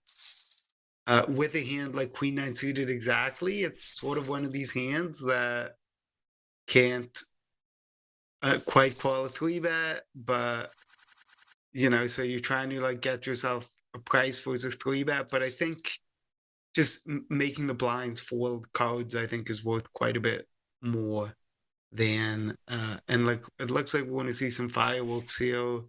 Ace King opens, Queen Jack suited folds, Ace 5 suited. Maybe about to 3-bet, and we also see there's 2 aces dead. So Benjamin's going to 4-bet here, and then Ignacio's stuck with a real tough decision. And if he puts it in, he's going to be in a lot of trouble because 3 aces or two of the 3 aces are dead. And Yeah, I don't think any or 1 king is dead, I guess. So it's sort of interesting here with Ignacio because Ben TV can't really fold to our shove. Maybe with like exactly ace queen he can, but even then we're not shoving 480. I guess he could fold to the shove with exactly ace queen, but ace king off isn't doing as well from an equity standpoint as ace king suited. We don't so if we're getting it in against ace king and pairs, that's not that great for us. Duco still has like a live hand and hasn't been going that crazy with 3-betting either. Yeah, Victor's super short. Again, the pay jump's a little bit steady, and you don't want to get in the habit of like pitching ace king, but he also only has 120 out. Like if he was the one 3-betting the 300, it's also a little different. I think he might get away. This has been a little bit more out of all the GG millions I can remember. It's been a little more snug, but like this is again 8-handed, a little too much hand. Ben's gonna get good news to start. Still available possibility. Let's see if he can fade the flop. There is the case king. That's pretty nice. That's going to be drawing dead on the turn, top set, and a nice pickup. Ben, my pick, one of mine picks. He is absolutely on fire, and again is now your chip leader. Man, if anyone put Ben, and honestly, GG might be a little bit opened up on the betting lines today because Ben, he's got a big following with Raise Your Edge. He's in there at like 18 or 17 to 1 with 18 blinds. It's not like he had 12 blinds or 8 blinds. He is now your chip leader 7-handed. That is a possibility to pay out. Still has to win, but now is the favorite. Certainly direct left of the next stack and is got to be one of the more experienced players. Maybe the most here online, right? Bryn, of course, 73 million live, but Ben plays a lot online. Does stream as well. Give him a follow on Twitch and on various streaming platforms. I don't know if he's live now. Again, sometimes he streams it, sometimes he doesn't. He records. Does a lot of stuff, but again, good friend of mine, been on the show multiple times, and the man is in a good spot here, Luke. Bahamas, man, Atlanta, some good restaurants. We didn't specify the restaurant. We might need to go to Great Cliffs, take it off the island, crack some wine. We I don't think we. Duco's my only hope, right? Victor too. Duco and Victor are my only hopes. Yeah. Yep. And I also have Bryn. You have Bryn and you have Oshry. Right? I'm feeling pretty good. You're doing well. Yeah, you're killing it right now. Right now, it's early. Greggy says he closed at 20 to 1. I'm not sure. We got the betting odds, might have changed a little bit, but yeah, Ben CB, man, that was a fun one. Fun one to put in there. 18 to 1. Yeah, he put in a few little nice opportunity. 9s to 4-5. 4-5 does pair. Bottom pair. 9's going to check back. Jack scary. King a little more scary. See now if Duco, though, likely not going to love that turn. Maybe would have stabbed some turns, but this one doesn't go for it. And PP right here, we'll call him the man from Lithuania. Going to check back as well and content with this pot if he can get to showdown, and probably going to be the case. I don't think 4-5 off all of a sudden just takes a garner at this. Maybe hopes he's got ace queen checks down or something else. But again, now you kind of realize with the checking down, there's not a ton of hands you're doing well against. No. I think you probably need a slightly better hand to value bet. And now I wonder if Plausanitis is going to find any value here. Yeah, so nice bet from him.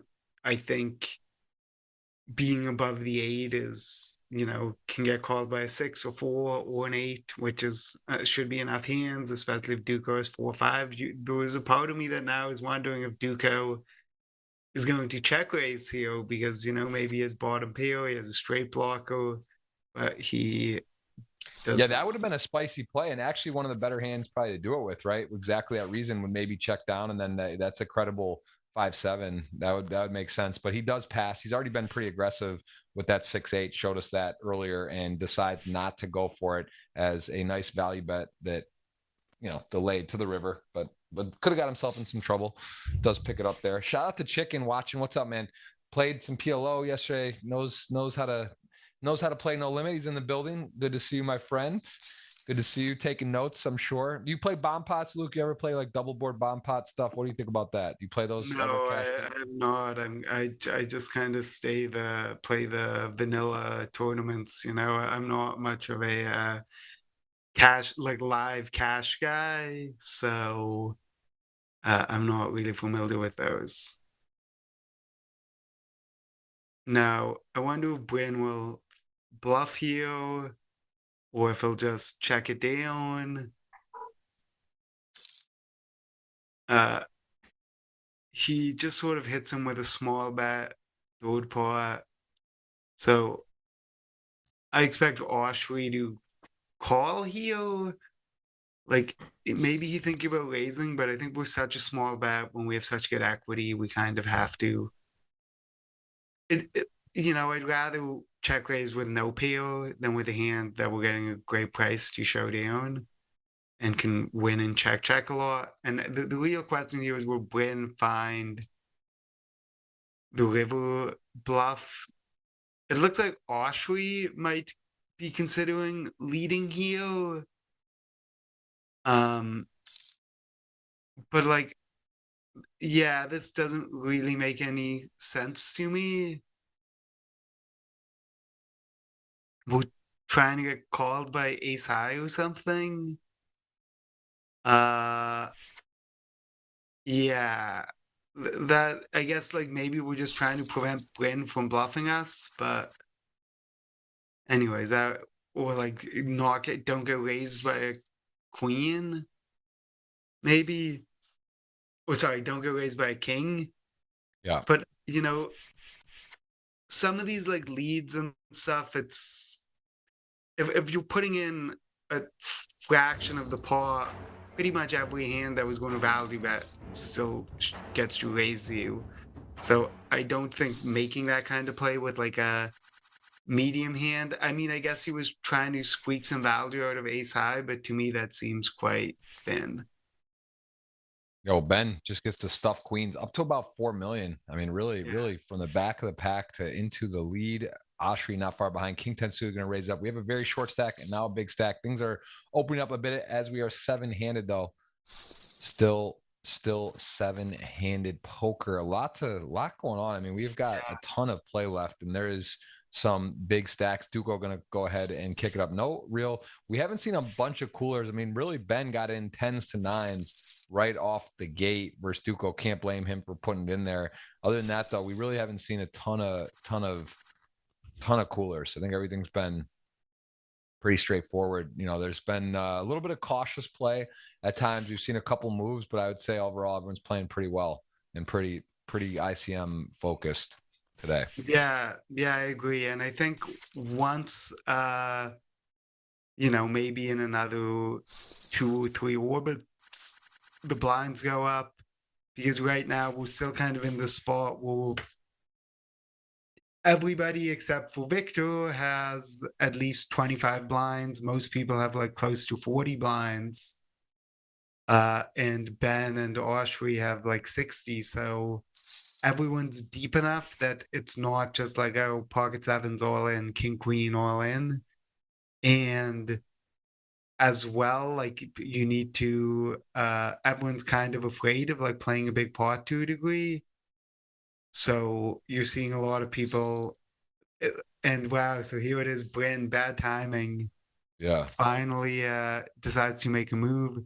Now it's interesting what Plausionitis does here, because I think the quote unquote solver approved play here is to make it like 800, Right. or Really small. 720. Yeah. Um, I know that for chips, the like dominant play here is just to call. Like if you're just playing a cash game or you're in the tournament, not in the money, calling is the dominant play. And personally, like at this stack depth, I think that I'd be pretty happy just, for 40 blinds deep, it's a different story, but at 25, I'd be pretty happy just if I'm bluffing, go all in and wait for some sort of hand like a suited ace or a pair or a suited Broadway, or, like ace 10 plus or whatever, and just like run it. And I think it's possible that we make more money by flatting than finding this like min 4 bet for half our stack. When I made the final table of this thing a few weeks ago and I came 8th, well, I'll hold off a second because I think we're going to see a pretty interesting hand here, but I think Victor's folds. Wow. Okay. I mean, now it'll be interesting because Duco is going to 3-bet, and we'll see if Plausionitis sticks it in or not. I mean, it seems like wow, he just calls the queens here.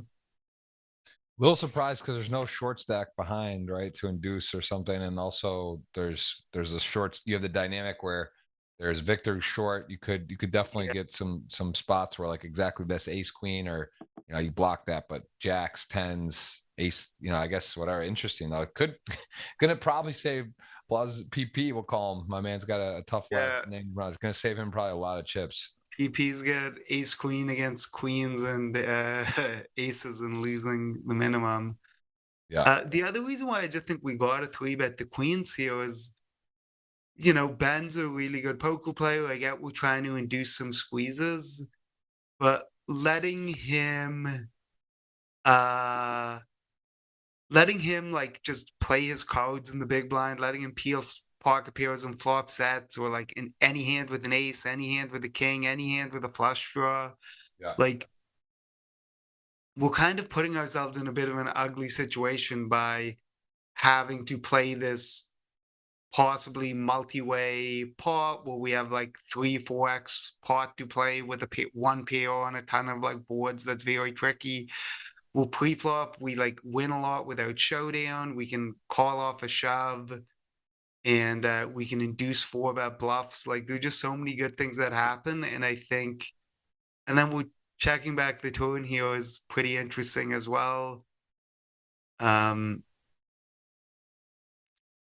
Yeah, what a brick board too. I mean, there's 2 flush draws on the turn. It goes check, check. Yeah, this one's played pretty passively, and now he gets to go for a value bet. But the thing is, maybe you get called. Maybe it's just a pot control deception situation. But like, I don't know. I mean, you're really letting him off the hook. Yeah, with this type of hand.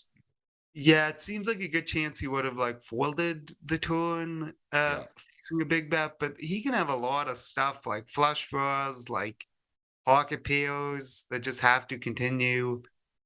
Clearly, we're going to get a river bet here, and I assume quite big.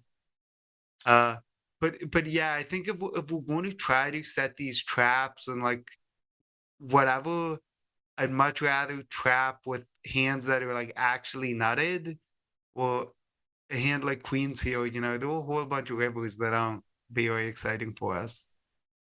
Yeah, I mean, PP got off for the stone minimum, like actually literally lost no chips. Yeah, like literally, yeah. So and of course the flop can be, there's different situations, but that, as it turned out, it was, and it's interesting because Duco has 4 titles.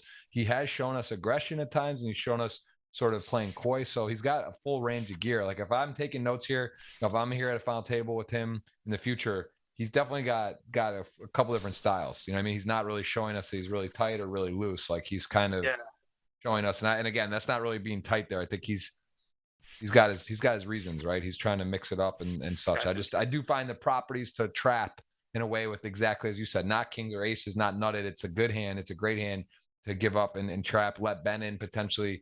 And this is just going to be going in. And I mean, Queen's going to get a really good spot, although as it turns out, still alive, right? Ace Jack, not like he does have the ace, does have a good hand.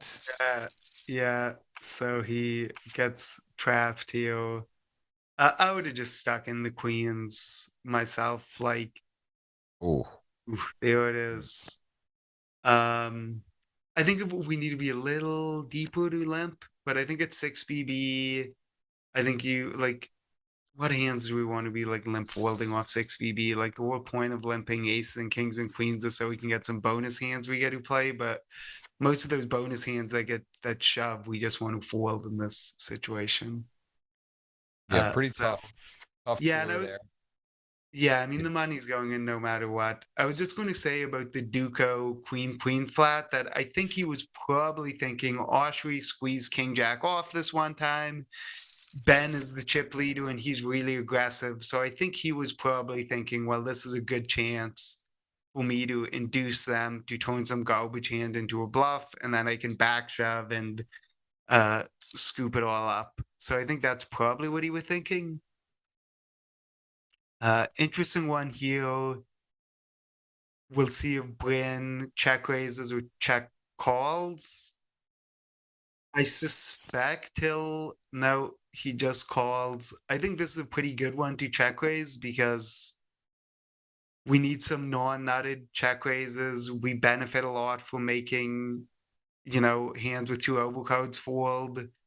And it's like our best hand that isn't a trip. So we need to check raise something like in between trips and bluffs. And this seems like the guy. I think we're probably going to see Bryn try to squeak out a bit of value here. And maybe get called by ace high. Yeah, I mean, big blind, wide range, things miss. A lot of stuff misses. He could also have some missed straight draws, but I guess he might have check raised 4-5 or 4-6 type of hand. Clubs doesn't. Yeah, I don't know. I guess ace high would be a little bit heroic. Does give it up. Yeah, I think you probably want an ace without a 4, 5, or 6 in it to call. Yep. Just because, but I think calling any ace high there probably goes okay. This one, 30 BB. Interesting to see what ace queen will do. Yeah, I think it's a little too deep to shove. And now Duco might do something here. Yeah, Duco took well, actually, it's a little different, but he did 3-bet the ace-5 suited before. This spot, it's under the gun opening, and it is a chip leader, though. It does get the flat. I could see, yeah, he does take it. And this is a big size and a big ask for ace-queen on the button. I mean, this is not, you don't love that. Yeah, we don't. I wonder what ace-queen's going to do. I think it'll be able to find the shove, but we never know. I mean, when I was at this final table a few weeks ago, I folded ace jack to a 3-bet and was wrong and was like sick about it for a week. So these are these spots that you just need to, at the end of the day, it's like, if my shove is getting through, great, I'm thrilled. If my shove's not getting through, I'm probably running into jacks plus ace king and I'm in a lot of trouble. So there is an element here of these kinds of spots where you just need to sort of like be in the moment and just decide whether you think your 4-bet is getting through or not. And, we know ace queens are pretty good cards to do it with. So it'll be interesting to see whether he can gather together the courage to stick it in and pull the trigger.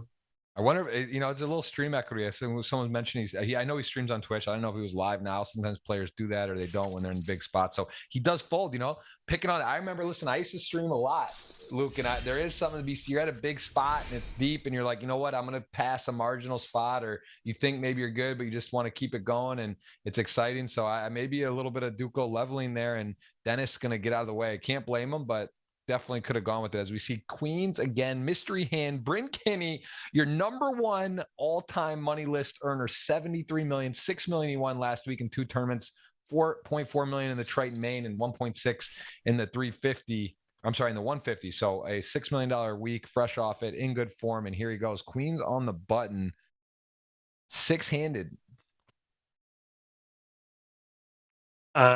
Yeah, I mean, I think there's not a whole lot we can do here with sub 25 BB. Maybe Bryn does some wizard voodoo and gets away from it somehow here. I kind of like the small 4-bet here, because it's not like Plazonitis is really incentivized to like peel this with like his bluffing hands. Maybe if he has like exactly ace-5 suited or something, he might need to see a flop getting 5-1. But now I'm saying, well, other people have cards. Duco seems to have a decision. Oh, Wow. Man. And now we get a fold and a fold. And now this is a pretty disgusting spot, because I think that Duco doesn't have jacks here. Probably not. Wow. This is a raise 3-bet, 4-bet, right? Is this open? So open, I'm sorry, open 3-bet. So so I actually like the call from Bryn.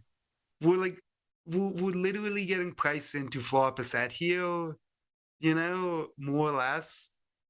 If an ace is on the flop, we can kind of assume our hand is toast. I mean, really, if an ace or a king is, maybe a king we get bluffed sometimes, but certainly if an ace is on the flop, we're toast. And does Duco just have? He's basically saying he has aces 100% of the time. That's what he's saying. I don't know if that's true. As it turns out, Bryn is. I mean, aces are kings, I guess. But yeah, this is even kings. Would you think you maybe wouldn't use that sizing? And I mean, Bryn. You can definitely have ace king, but then once we get to the flop here, like he can have ace king, but he would need a flush draw to shove. And then we are looking at a range that's going to be kings and aces a lot. Even if it's not kings and aces, it might be jacks. I guess jacks would not go all in if we just flop top set with jacks. But this really does feel like a spot. We're going to see aces and kings quite a lot. And I really wouldn't hate a fold from Bryn here. Wow, he does just have aces, and Bryn, man, showing us how we've seen 2 upstairs world-class folds. It's like he has to have it, but he doesn't always. And Bryn still has $1 million. He does turn his set mind, and again, gets it right. When you're wrong, it's kind of catastrophic, right? If he does have ace king there, and it doesn't though. Bryn gets it right, has $1 million. He is our shortest stack, but he is in on 6-handed. As we saw for the ace jack hand for Victor, he didn't ladder, I don't believe, right? Victor Osman he folded that ace jack spot. He ended up going out in 7th place, I believe. I don't think there was, maybe I don't think he laddered one spot, but that is another top shelf fold. So this one here from Plazonitis. I'm surprised Benjamin didn't just put him in on the flop or like check raise here. Just seems like we have such a strong draw, and we're kind of happy to just run it on the flop, and especially with so many chips. Any bet folds we get are great. Plazonitis here. Like, what is going on here? This is a very confusing turn lead from Ben, because Plazonitis can very easily have a jack, and we're like betting a size. Well, if Plausionitis shoves on us, now we have to fold our mega draw, which feels like a real disaster.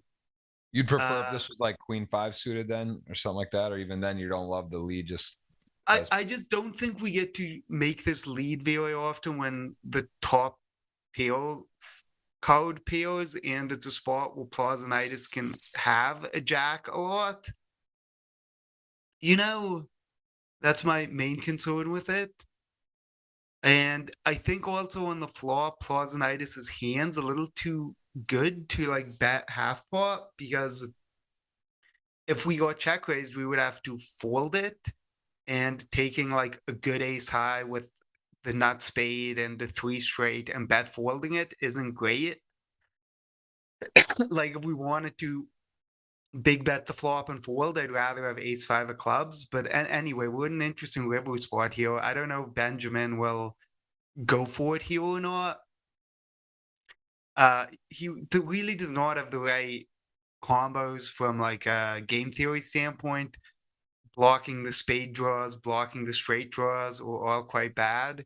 If he's just deciding to disrespect Plausionitis here and bet it, but this line is confusing too. Like if he had it's actually crazy that it might work somehow. Even he hits the ace on the river. It's just like as played, he's like, wow, like ace comes and now you're just gonna bet it. Like I could have, you know, like this is wild. I have a feeling this could work. At the same time, I mean, he did make a nice call on the turn and being right. He also has, to be fair, he doesn't have great calling properties with the spade.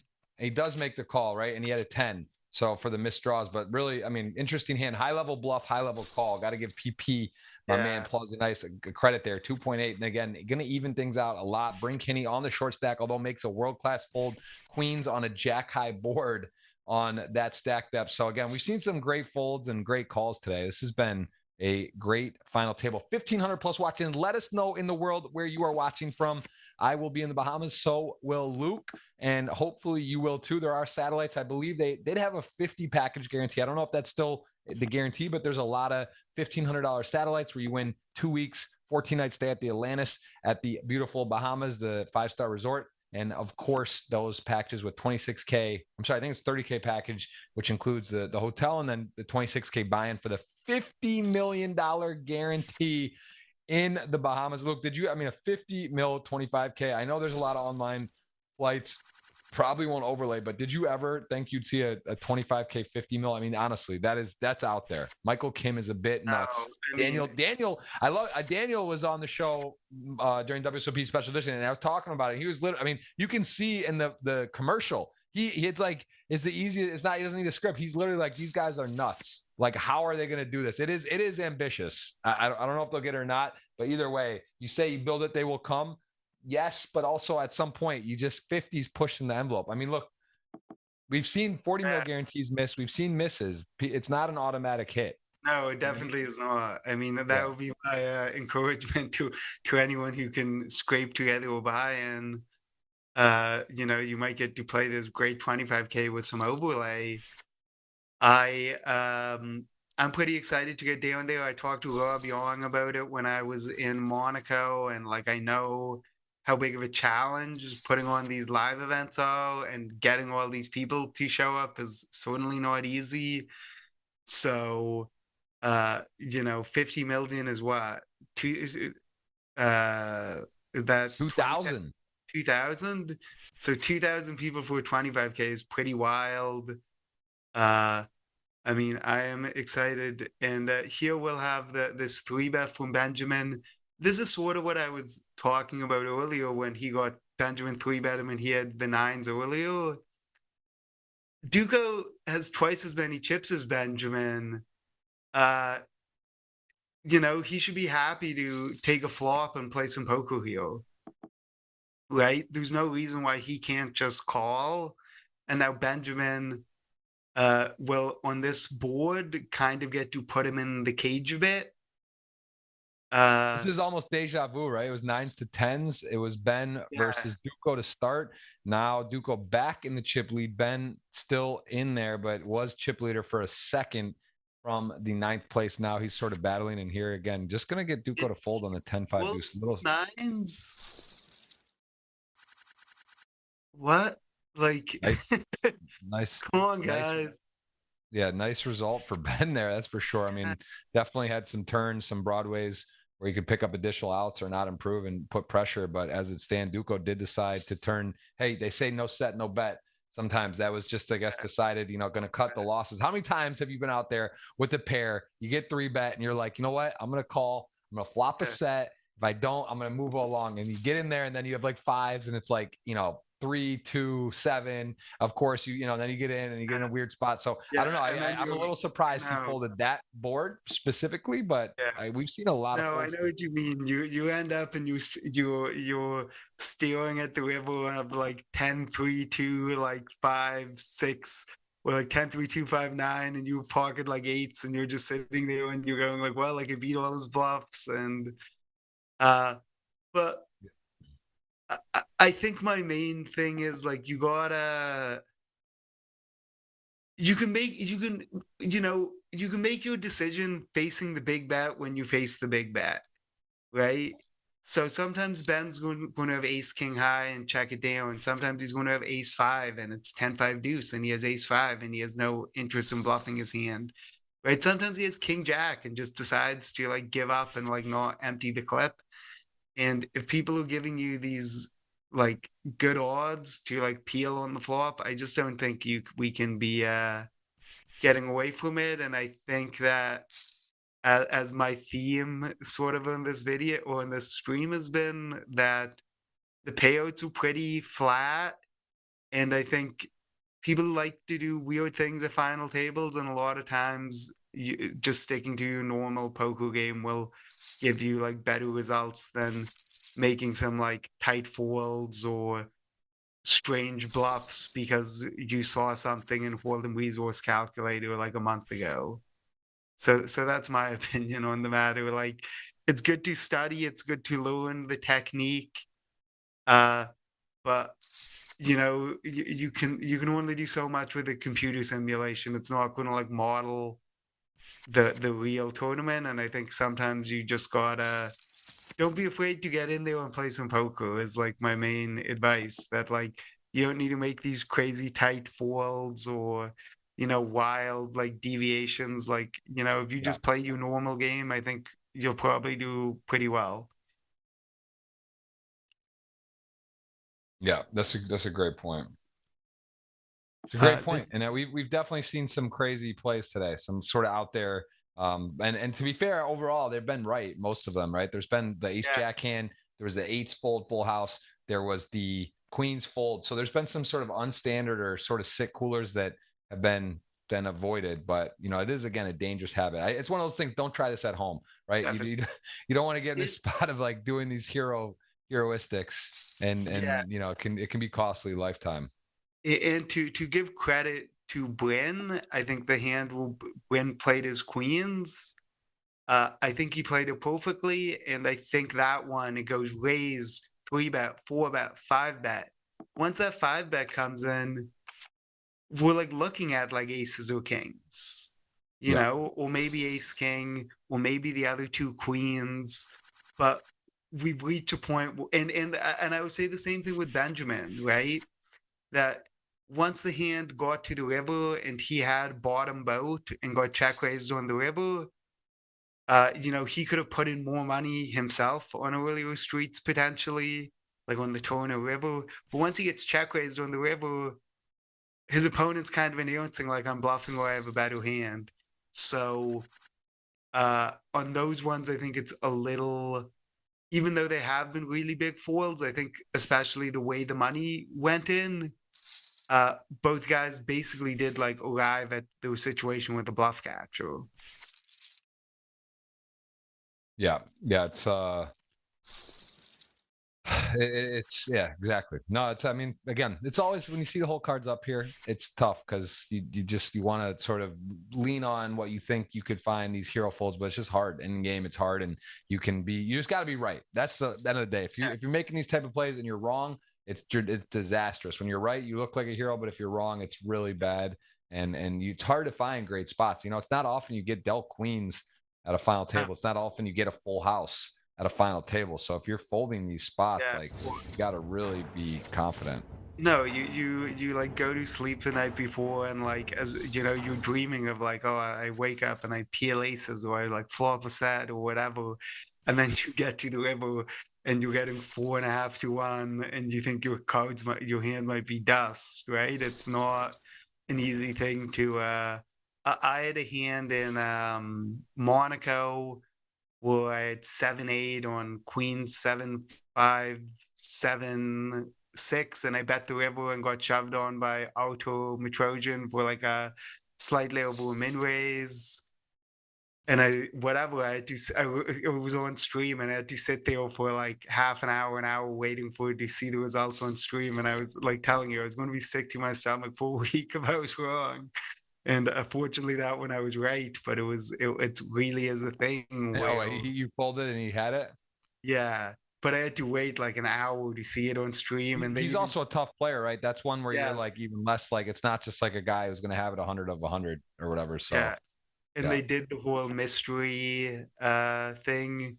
You got the full sweat. I got the full sweat, and it's really difficult. You're sitting there like, waiting all day to make a good hand or waiting hours to make a good hand. And then you finally make the good hand.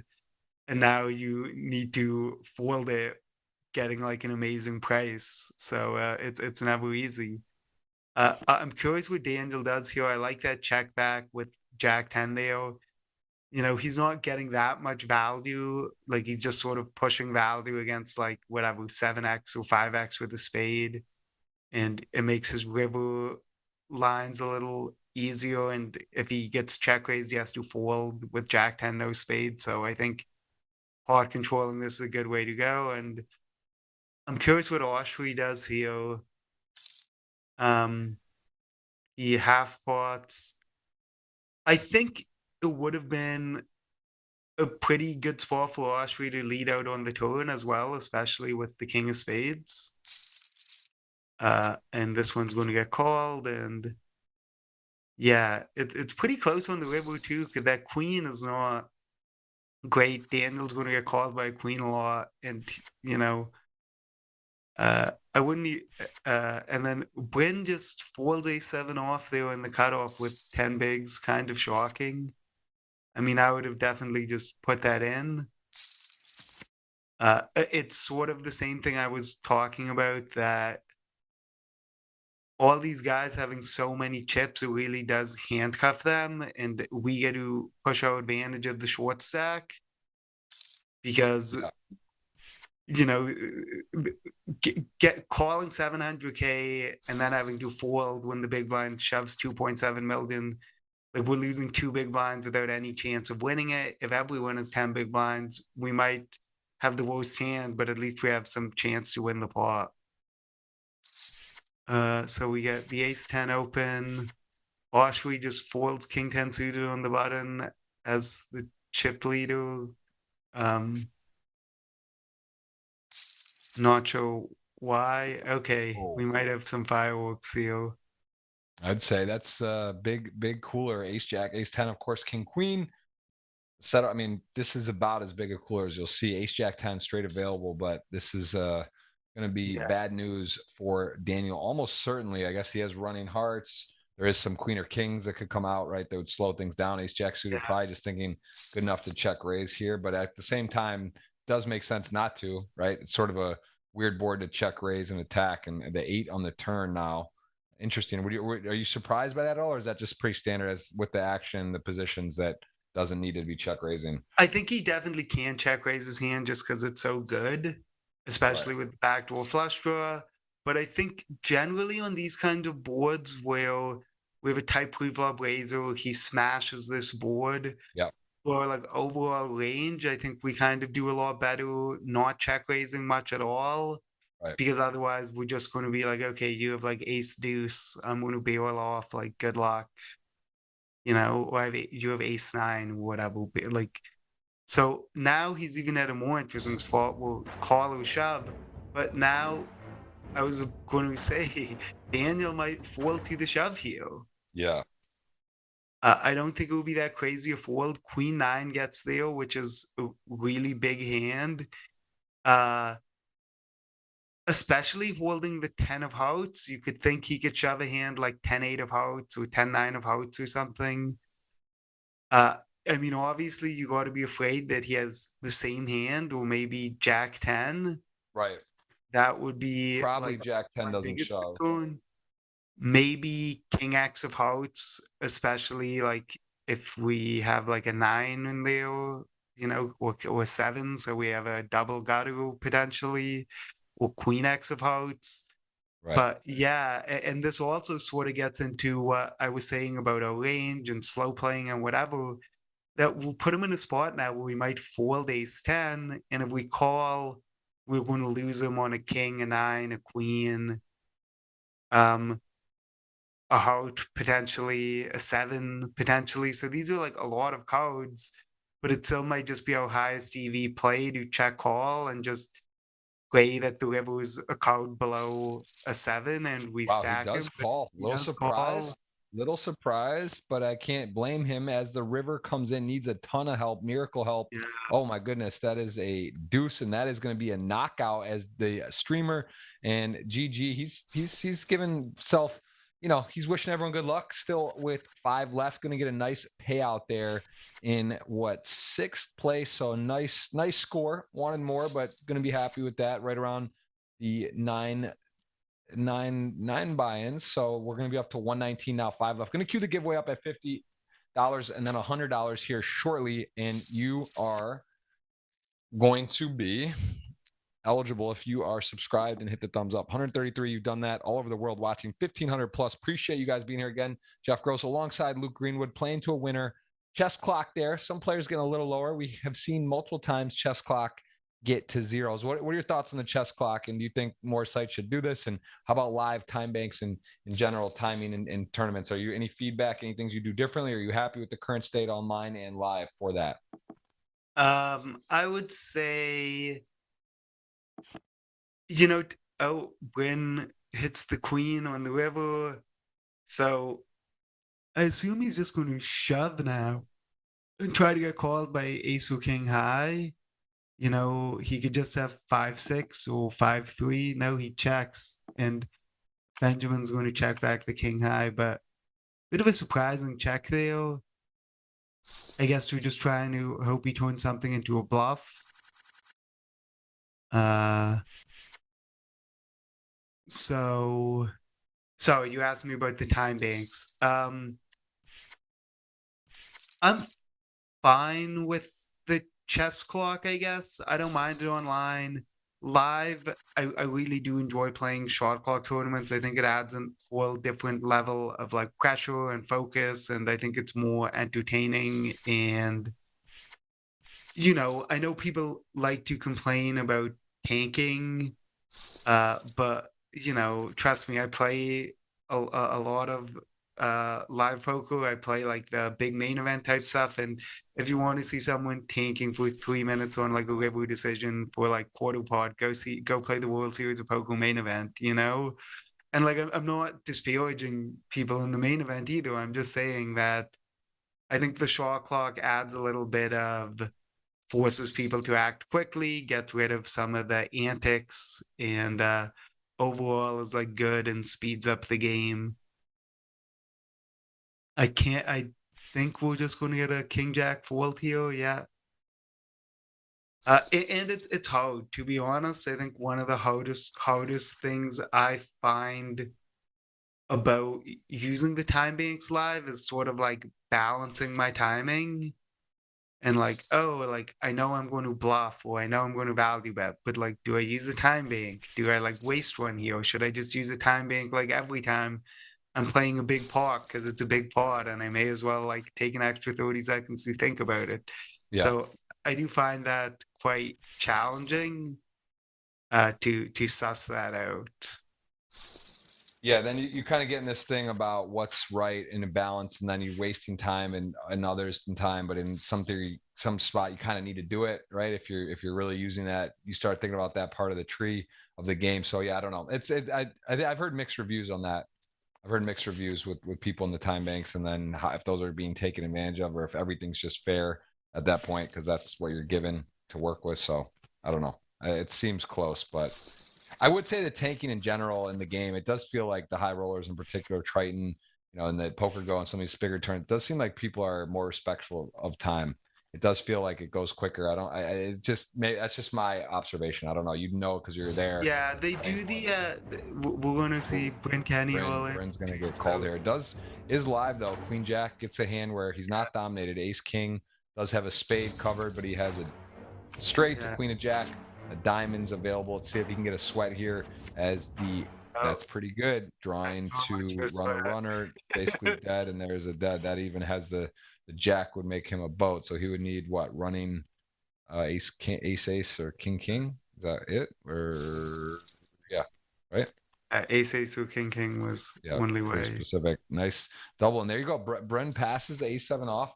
Then he gets it in. He would have been ahead in that one in the moment. He's behind there, but live, and now he's back to 2 million, sort of tied with Ben with 5 left. So wide open here.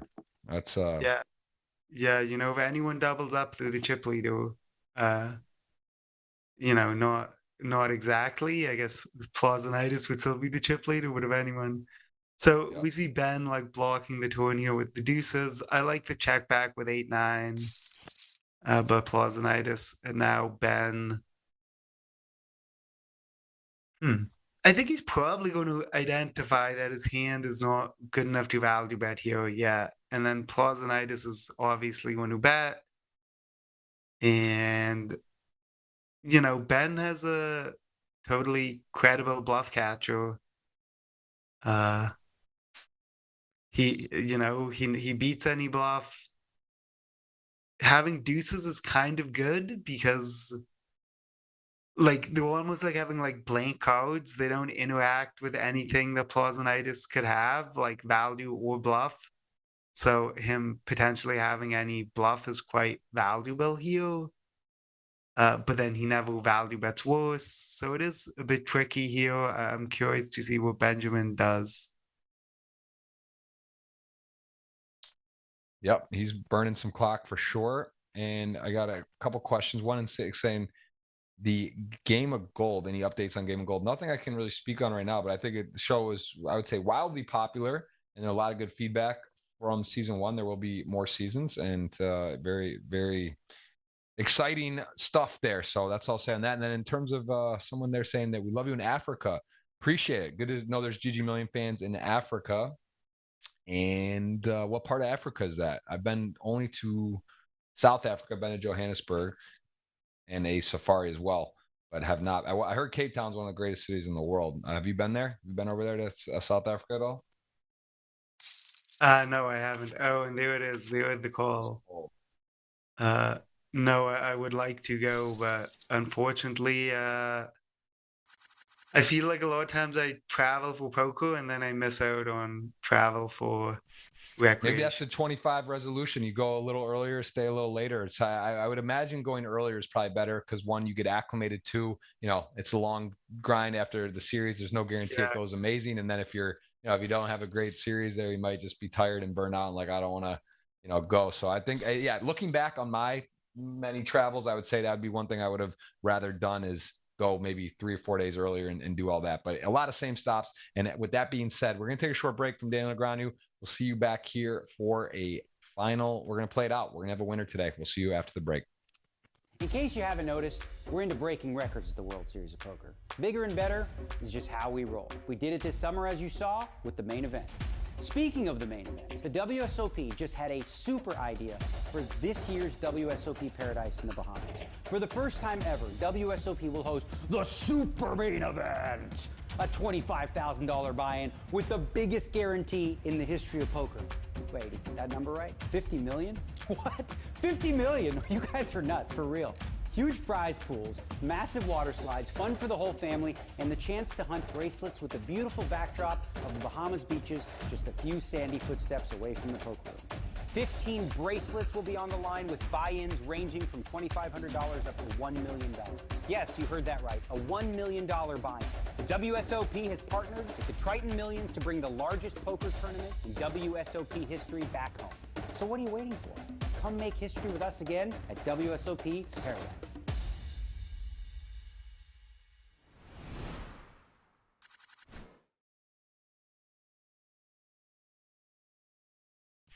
Okay. So pocket kings here, and Bryn is going to defend the queen 10, I assume, and gets lucky here that I assume he doesn't really flop much or anything, so he'll probably just get away from the kings here. Oh, a bit of a tricky check by Oshri. I think that's probably fine on the 8-8 board. Cutoff, he probably has enough eights, like he'll open ace-8 off and a ton of suited eights. So I think he can pretty like bet this one a lot. But you know, if it was like 6-6-3 or whatever, the big blind has more trips, so we get to protect. And Bryn just doesn't fall for the trickery, just check folds a gut shot on the turn. So pretty nice play by Bryn to recognize that flop check on that dry board is pretty suspicious and getting away from it.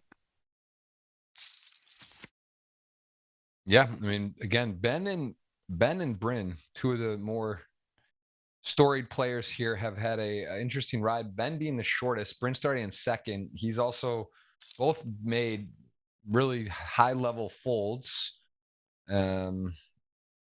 And they're both in five left. Everyone guaranteed 6 figures today that is remaining.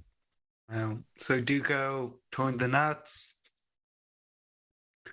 Unclear if Plausanitis will like reach with such a bad hand to bluff, but wow, he just goes for it. I gotta say, I don't think this is like that bad a bluff. I mean, it's unfortunate that he's running into the nuts or the second nuts, but you know, again, we don't interact with any of the cards on the board, especially with the deuce. We get him off a bunch of flush draws. We get him off a 7 a lot. We probably make him fold a 10 a decent chunk of the time. He also has king, queen, king, jack, queen, jack, 8-9, jack 9, all these like straight draws.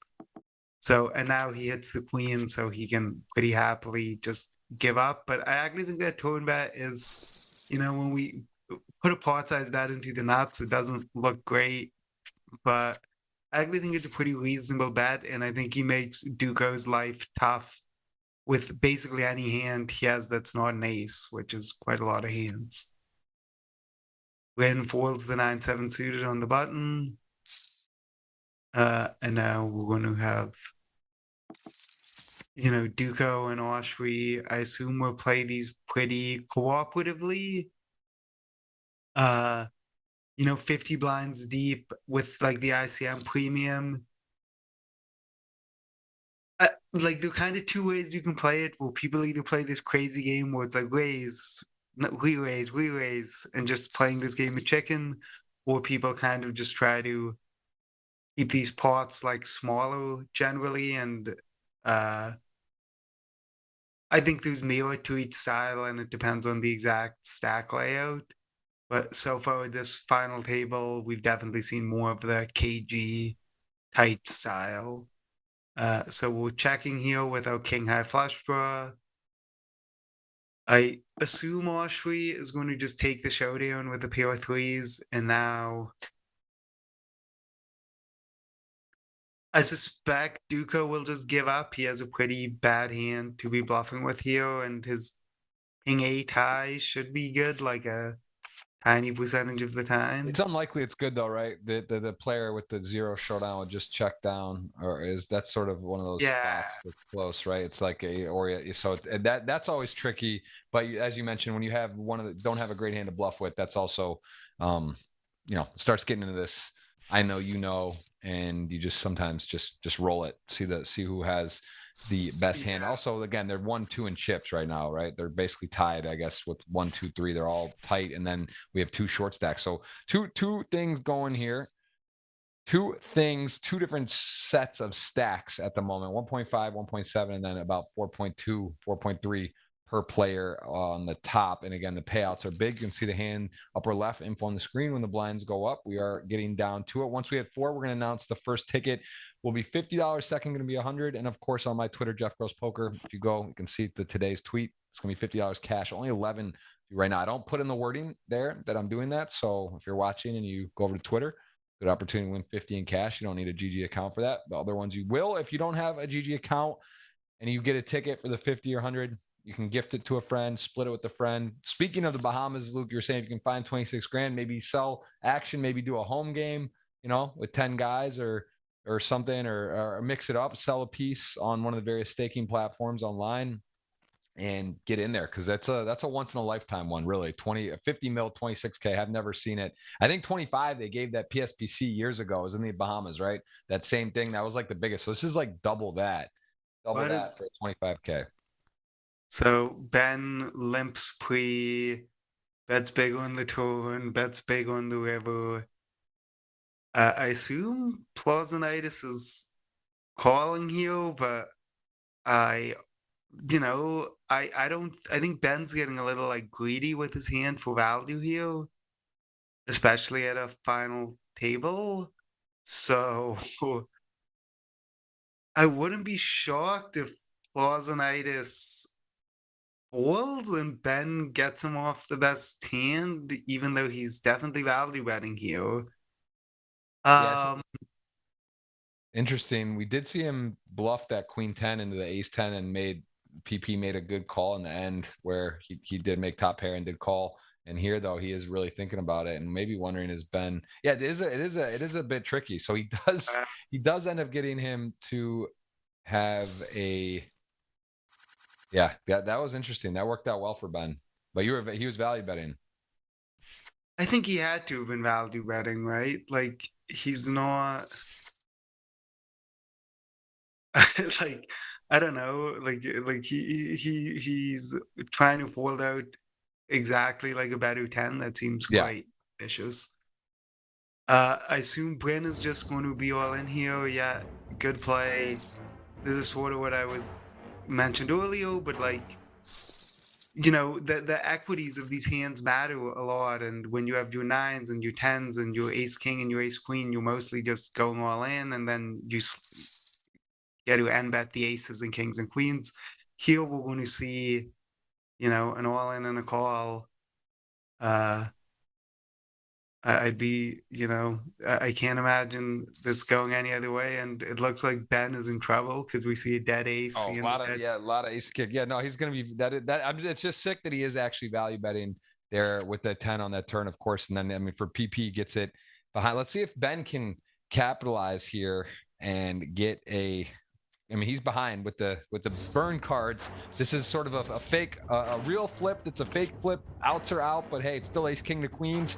Anything can happen, and there is a lot of clubs. Club would be good for him. Needs an ace king or club. All of a sudden, 70-30 dog plus some cards gone. It is. Oh, that is not a club, and it's not ace or king. And GG, another great showing for Ben CB. The Greg goes all in flags are there between the players, and PP 5.9 million. Just gonna see if he can get his first GGMillion title. Only first final table as well. 1 of 2 players to do that. So kind of crazy. Seeing if he can get it done. Ben has won a title before. Only remaining players that have won now are Duke O'Haven and Bryn Kinney. Bryn Kinney is not. Duke O'Haven, and actually, am I mistaken? I think it was Ignacio, right? Ignacio Moran. So Duke O'Haven. It's going to be a new winner or Duke O'Haven. Ashri also has no win before Ben. Great game and a pretty sick cooler there. Queens to ace king for a lot of chips. He was 9-9. If you did put money down on that, you had a sweat. Chip leader for a second. Does go out in 5th. Still, has got a sign for that. Good game, Ben. As some people tuned in here today, said he wasn't streaming, and they were watching here. Again, Ben, huge following on Razor Edge, and known Ben a long time. Good friend, great player. And now four-handed. We're going to queue up a giveaway, $50 coming up here, with the parameters being must be subscribed and must hit the thumbs up. About 170 of you so far there, and we'll put that in. And you only need to put it once. If you want to put it one more time, okay, don't put it multiple. The selection for the ticket will be done, and if you are spamming in the chat, you will not be eligible, and that will be deemed by our GG team here. So they're going to be checking on that. Good luck to everyone. $1,500 ticket coming up. Let's see who's going to get this done. PP having fun. Lithuania, 6 million chips he has got. And again, who do you think you've played the most with here, Luke? I guess Bryn and Duco opening it up here with the King 4 and gets it through. Yeah, Bryn and Duco. I mean, Bryn, I've just played, poker with him for so many years. Duco a little more recently, but Bryn is kind of, not just in Monaco, but I've seen him playing on GG Online quite a bit, so he's sort of back into it for sure, and is playing a lot more. So we're going to see Ashley shoot this up here, and I think he'll just take it uncontested. Yeah, but it'll be really interesting to see this shake out. I mean, obviously you can't discount Bryn as the short stack here, but we have three guys who are all 50 big blinds. I guess the blinds are going up to 100K in two hands, but 40 plus big blinds is still a lot to play. So I think we're going to see a pretty interesting three-handed heads-up situation where they'll be fairly deep, and we could get quite a lot of play. And right, as well, that's the first $50 keyword for $50. The GGPoker space Luke space. Insert your GGPoker username. Type it once, maybe one more time, but no more than that. Don't spam it. Good luck. That's for $50 right now. And that is the keyword in the chat. So good luck to everyone. A lot of familiar faces, 1,500 plus watching, seeing some very exciting poker, some big folds, big play. Ben was in the chat. He did go out. Yeah, he was commenting on the obvious value bet turn. I mean, it was, the head turn top pair, and then the river innocuous card that wasn't super relevant did get Paul to fold. So nice play there. Worked out where he ended up getting a little bit lucky that he got a better hand to fold when he was value betting. But as it turns out, he did lose a flip right after, and now we are down to 4. Appreciate all you. Where are you guys watching from? We see so many new people and familiar people today. 180. Luke Greenwood, if you're not familiar, 8 million in earnings. Luke, are you going to come on my pod? Can we do it? Can we do a joint? I guess you can't speak for your brother, but yeah. Have you guys ever done a podcast together? No, we have not. It might be a little confusing because our voices sound too similar, so it might not it's be on video. That's okay, guys. If you want to see that, that would be fun. I mean, the greatest, honestly, you put in sports, you talk about major professional competitions in sports. There's not a ton. I mean, the Bryan brothers come to mind. They just were inducted in the Hall of Fame in tennis. Went to Stanford in the tennis hall. Oh yeah, that's a good one. They won a bunch of doubles. Actually was playing tennis and juggling. Pretty good soccer player. One of my clips on Instagram was with them recently. Actually, just from a while ago, but I just posted again because it was funny. He's actually a very good soccer player, juggling tennis ball. But those. So I mean, look, there is a handful of brothers, and you guys are the clear brothers of poker. Pretty cool. I mean, you have over 8 million. Your brother's got like 30 something million in earnings. You guys play the biggest buy-ins in the world, and it's definitely cool. That got to be cool. Make the parents proud. Your parents like to sweat too, don't they? Come down, they come to some events, they watch and support, they follow along. Yeah. My mom is going to be down in the Bahamas for a bit, so that'll be nice. Very nice. And yeah, it'll be fun, and yeah, it is still sometimes a little like surreal, like you're playing, the like high roller, and you walk in and you see your twin brother, and then like you sit down and like Phil Ivey and Jason Kuhn and Ike at your table, and you're like, oh wow, like okay. That's a great point. I forgot this completely, and a guest who's been on the show and someone that I know well. I missed one. We should have got this. There is another great pair and actually a family of poker, which is the Mizrakis. I mean, they've won a ton of stuff. Oh yes, of course. Like yeah, I think like they haven't been as active. They're not frequenting the Tritons, but if you look at WPT titles, WSOP bracelets and stuff, those guys are right up there. I think that would be your B. That could be a good 2-on-2 match. Yeah. Definitely. And they play the mixed games and stuff. So, you know, like winning the PPC at the World Series is such a big deal.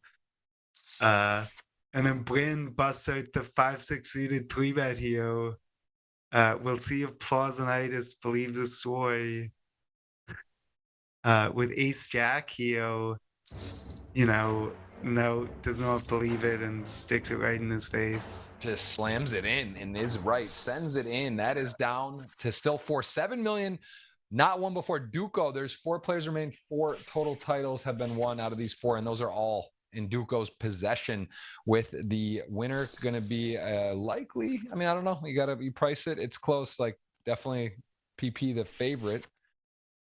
Although we mentioned that I think his first final table, right? His 4th appearance. He has 1 cash, 1 final table. See if he can get a win. Queen 3 suited going to stuff it in, get a better hand to fold. Yeah, and you know, right now, I mean, PP, the Ace Jack shove, good play, winning the big flip. That Ace Queen hand he stole that we kind of didn't talk that much about, but was quite interesting. Where Austria opened and he called Ace Queen, and then Duco called Ace Queen as well. You know, by being aggressive and keeping his photo on the gas, he's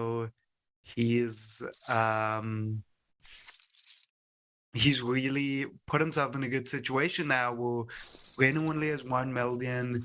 He gets to sort of put pressure on these guys with 4 million and not worry about, you know, even if he doubles up Austria, he's still going to come in second quite a lot, right? So now he's in a good situation where he can really open a lot and put a lot of pressure on these guys and keep building his chip lead. Win, I think also at the short stack, he's actually not in that bad a spot with his 11 big blinds because he still has fold equity. He's still like over and open with everyone. He should get folds with from his reshoves. And you know, Plausanitis is going to be opening really wide. Being able to just reshove any playable hand and pick up like 4 blinds without showdown is such a big difference for surviving. I like the ace-8 check from Plausanitis here. We want to just be more polar, and it's one of these hands that if we get limp raised, we're just completely in no man's land. This flop raise doesn't really make a whole lot of sense to me. I think we just want to call in position. We're not really going to make draws or queen or 10 fold, so I guess he's just raising to try to check back the turn and try to get showdown, which I don't think is the worst idea, but we're in position, so I think it's probably easier to just get showdown by calling and playing our position and waiting for and see if we get there. I assume he's going to check here. Yeah, and they already now he hits the ace. A lot of things could happen here. I expect Oshri to check the river here because even with Queen 6, like the 3 pair doesn't matter. And I have to imagine Plausanitis is going to value bet here. But then when you're Oshri and you have the Queen and you have the 6, so you have the full house blockers, it is somewhat tempting to do something. You also be bluffs, so you might put him on a jack 9 or an 8-9 or a 4-5 of clubs or something, and you know he's not going to bluff a hand with a 6. So having 2 paired cards is like pretty good for calling. I would have a really hard time folding this one, and maybe I would shove sometimes, but yeah. It's a tricky hand because the combination of events that need to go there for Plausanitis, you'd think he would raise a lot of pre-flop with an ace in his hand. You think he would mostly call the flop with ace high, not raise the ace high. So when the ace hits on the river, the whole hand is a little suspect, I think. Yeah. Bryn, I like this defend with 4-3 suited. We're the shortest stack here, and you know we got to make something happen. How this plays out post flop will be interesting. It's an interesting check from Duco. I think with middle pair and, the backdoor flush draw and the backdoor straight draw, I would just bet call on the flop. I think we have enough of a hand. And now he's, recognizing that and value betting. Curious. Yeah, I think Bryn kind of has to fold. It's even tempting to call as Bryn, maybe if there's not a flush draw on board, but you're 4 outs to the nuts. You're getting a great price. Sometimes you win if you hit a pair. And Well, was it even the nuts? 5 wouldn't be the yeah. nuts. So you're right, it would not be the nuts, but I mean a hand we're like still thrilled, like getting Right. we have like 90% equity or whatever it is when we make a straight. So I think it is tempting in some, like, if instead of 3-4 he had 4-5, I would kind of like just check calling the turn sometimes there, where you just sort of like play it almost like a limit hold'em hand. And you're like, okay, like I either make my hand and win or I don't and I lose, but I'm getting priced in. And we're going to see Duco, I assume, just pitch that Queen Jack and Plazonitis chip lead continues. He's getting the good cards. He's, winning flips. He's playing well. So everything's going in his favor right now.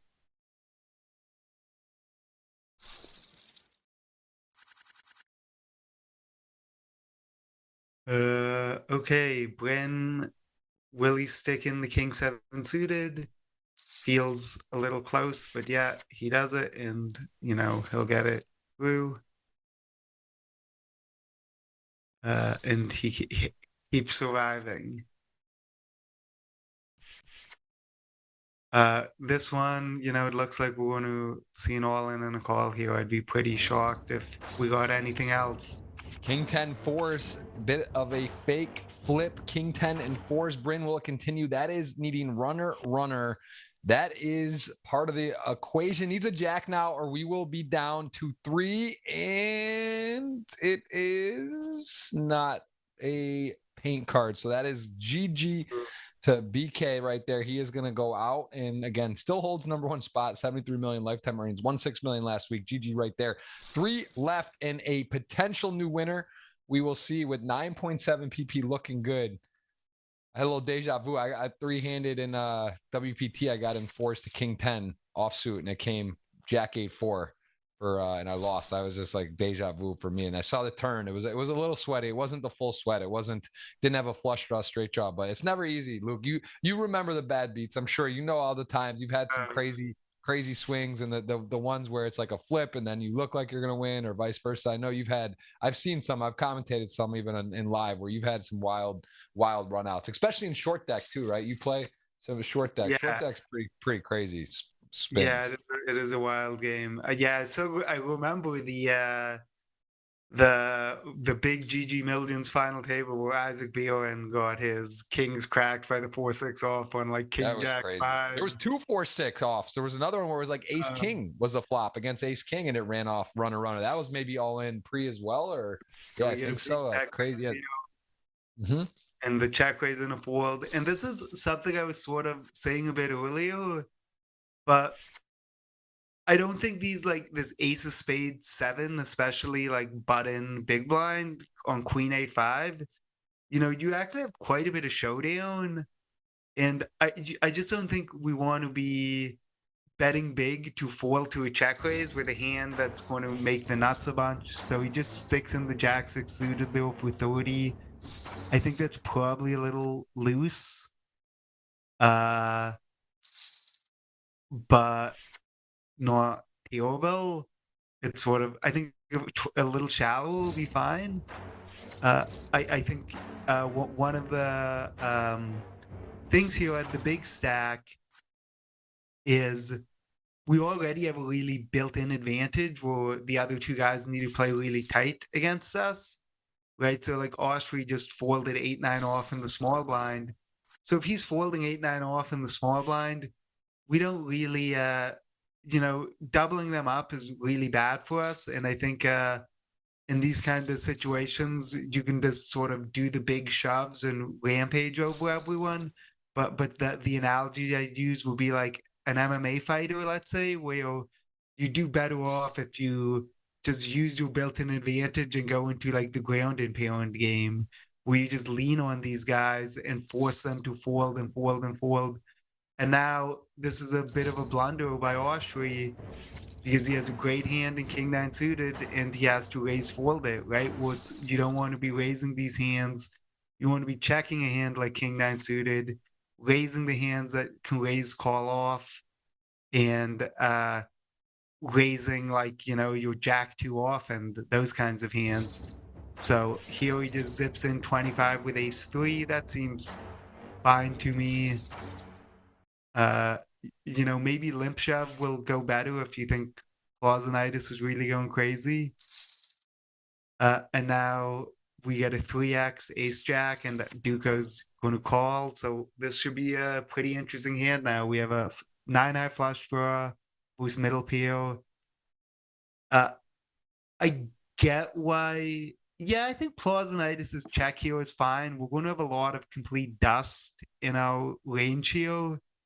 So, if we have like 10-3 of hearts, we don't just need to auto c-bet this. Duco is going to be quite a bit tighter pre-flop. So because he's tighter pre-flop, and now I assume once we get here, we're going to see Clausenitis value bet. I mean, he's not going to get called by like 9-high. Yeah, I just wonder if Duco wants to. I say this, it is somewhat tempting to call playing the board because you go, well, if he was bluffing pre-flop, I mean, he could value bet ace high. Oh no, he raises. Wow, goes to the D. I love that when the multiple choice is ABC and you go to D. He does take it upstairs. I didn't expect that either as played. And PP all working his way right now. He's got him whittled down to about the dream three-handed. We see this often, and it's hard to close it out. This is, again, going to be right away. Let's see if he can do it. Yeah. I mean, King 9 is going to call off Duco likely. I mean, it's the ICM is big, but this is the most prevalent point. But again, sevens, you're going to see some fake flips. You're also going to see some ace threes, though. And you prefer to call with sevens than like ace 10 or ace jack, right? Yeah, you're going to see like 5-6 suited here. I don't think. I mean, I hope Duco can find the call here, but like he really has to call here. I think, as soon as you start thinking about this as a poker game beyond like the immediate hand we're playing here, if he's just shoving King 9 off and we're folding sevens. Yeah, we're seeing it. We're seeing 5 King 9 to sevens, clean for sevens. No one with a diamond. There is a 7 drawing dead. We are going to get a double up. So Duco does stick it in, still on the hunt for his 5th title, or else we will see a new champion on GGMillion today. 3 left as PP, first little chink in the armor, 10 mil, 4 and 2. So separation between second and third there as well. And this will be, all right, keyword. It's going to be GGWSOP space Bahamas, and then insert your GGPoker username. There you go. That is it. And again, the best we're doing is not have a spammer win. But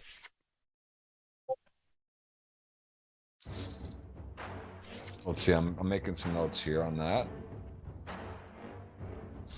Yeah, I mean, again, it's the GG team selecting. There is going to be once in a while spammer could slip through the cracks, but ideally, guys, again, can tell you it doesn't help to do that. So that was, again, random, and sorry if that's the case, but really, please 2 times max. Put it in once. Really, all that matters. You'll be eligible.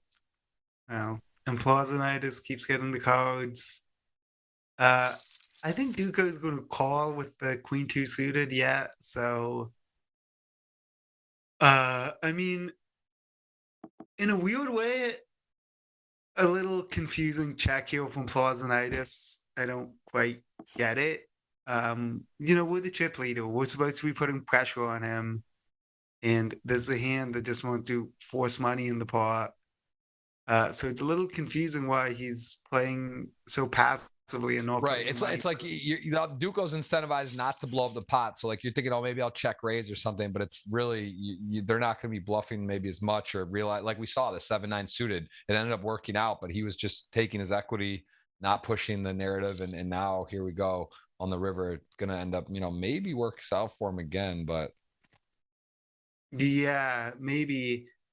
This will be interesting to see whether Duco finds the call here. I do think, we haven't seen Plausanitis have a bluff, like with a potential bluff yet, but one reason why I'd be kind of wary about calling here is you raise at the chip leader and the flop comes Jack 3 deuce, and then you're checking out a position and with nothing, like it's a little suspect to me that if he had nothing on the flop, he would just give up. So that's part of what I'm thinking here. Like, I think most of Zio should bet here, but then we do have a bluff catch, it'll be interesting. And Duca, well played, finds the fold. Duco is my last chance at a free meal. So I think we'll see a shove here. Yeah. And Oshri still in the tank. Yeah, I think that's a good fold. I think he's a little too deep to call it off. And yeah, the rich get richer. And again, I think Oshri, even though we're into the chip leader small blind there, I think he needs to be fighting a little bit harder for these small pots. That is a big shove, and I assume Duco's going to call 15 blinds, king 6 suited. Yeah, I have a hard time folding this one. Wow. King 6 suited fives. Big moment here for everyone. It is remaining. The king 6 suited whiffs the flop, needs a king or 6 now only on the river. You can see that 6 outs want to come about 14% of the time it will happen, and it is a heart. That means it's not a king or a 6, as that was not one of the remaining. And there we go. Good game. Duco Haven heads up, going for his 5th title. Great showing for our friend Oshri. Came in third, finished third, 193. When you come in third and you lock up third, you got to feel good. That's a nice return. 19 buy-ins, and Oshri is not going to get a title, but for his second final table, pretty nice. 2 cashes, 2 final tables, and a third. Now we are heads up with a chance for close. I mean, I don't want to say history. We have people have won 5. David Yan, of course, Adamo has 8. We saw the GGMillion on the pregame show, the all-time ranking list, and of course 10 for Artur Mortarizian. Haven't seen him on the show recently on here, but he has got 10 titles. Let's see if he can add to that impressive 4, or we'll have a new winner. PP from Lithuania is your chip leader, does have a king, does turn, and he is in good position, about a 2-1 lead to win it. And we will get the $100 ticket here done in a second. Going to go ahead and load that up, guys. Please hit the thumbs up and subscribe if you're enjoying the show, if you're enjoying Luke, myself, commentary, if you like the money on the table that is displayed, if you like the statistics, the production. I can tell you in the new season, GGMillion, there will be some added exciting things for the audience and everyone involved. Don't want to say too much, but we're going to have a big year next year. Can't wait for that, as again, we will be here on Tuesday next week and through the end of the year. Going to have that lined up for you. Can count on it, and you can count on another big name, big guest next week. So that is what is going on, as we see King 5 and Jack 10. Now Jack 10, another winner, and he does slip over a bit of rope, and we'll see if he's going to be able to close it out with this. He's playing small ball, 11.5, 4.5, and a Duco Haven. What do you think? What are the odds to win even with the stack setup right now? How does this work? What do you think? What are the percentage of the time does PP win? I mean, the obvious answer is to say like a third, or sorry, PP wins about 2/3 because he has about 2/3 of the chips. Yeah, I think I don't know how they play. Duco makes a nice turn call here with 6-7, and now you assume PP is going to unload the clip here with the queen of clubs and the 2. And wow, he does. And I can't imagine Duco calls. pretty nice bluff there from Plazonitis. Yeah, that's a big separation now. We see 12-4, 3-1 lead. We are going to go ahead and announce the winner here, guys. Hit that thumbs up. Last chance as we are heads up, and we're going to announce the winner here before the show's over on my Twitter, Jeff Gross Poker, $50 cash giveaway. I'm going to go ahead and pick someone here too, as before I forget, and as the show ends, as I'm just randomly doing that. I'm going to put that in here. Yeah, who impressed? Let's just say this. Who's impressed you the most today? Who do you think maybe played the best, or with what they got dealt, they did the best to get to where they got? I mean, I think he played like, you know, he definitely ran good, but and it's a bit of a cliche, but I think because he's the chip leader, what I would say Plazonitis, like he won the big flips when he had to, but when you think about all the big hands he's played, I think he's played them all quite well. We get a limp and a 5x there from ace-8 off, and now and a call, and now ace-8 is in some trouble. I assume they'll check, and 10-7 starts putting money in, which, you know, just seems like a good play. I think 10-7 needs to keep value betting here. It's just so unlikely that Duco would check the flop with a 10 or better and then just check call. But he checks kind of odd, and now the river Duco, I assume, is just checking with his pair, and Plazonitis has to value bet. Duco might be thinking of bluffing, I think, or maybe he's doing a fake tank. He does bluff, and I assume this is going to get snap called. Yeah, that's not a great hand from Duco, I don't think. I think you just check, and you're just gonna like lose a lot on that river, and there's nothing wrong with it, I don't think. And like I think you just run into a queen or a 7 a lot, and yeah. So I think yeah, and again, Plazonitis out of everyone, I think is probably, you know, he got lucky in the right spots, but you need to get lucky to win tournaments, and I think he's probably been the best player out of everyone. I think through all the hands, there were a few goofy things. He's bluffing here, which I think is a good bluff, and I assume will just raise fold. You know, maybe Plazonitis finds some crazy shove. But yeah, I think Plazonitis has played really well. I didn't know that much about his game before, but cards up, it's hard to be critical of almost anything he's done. Wow.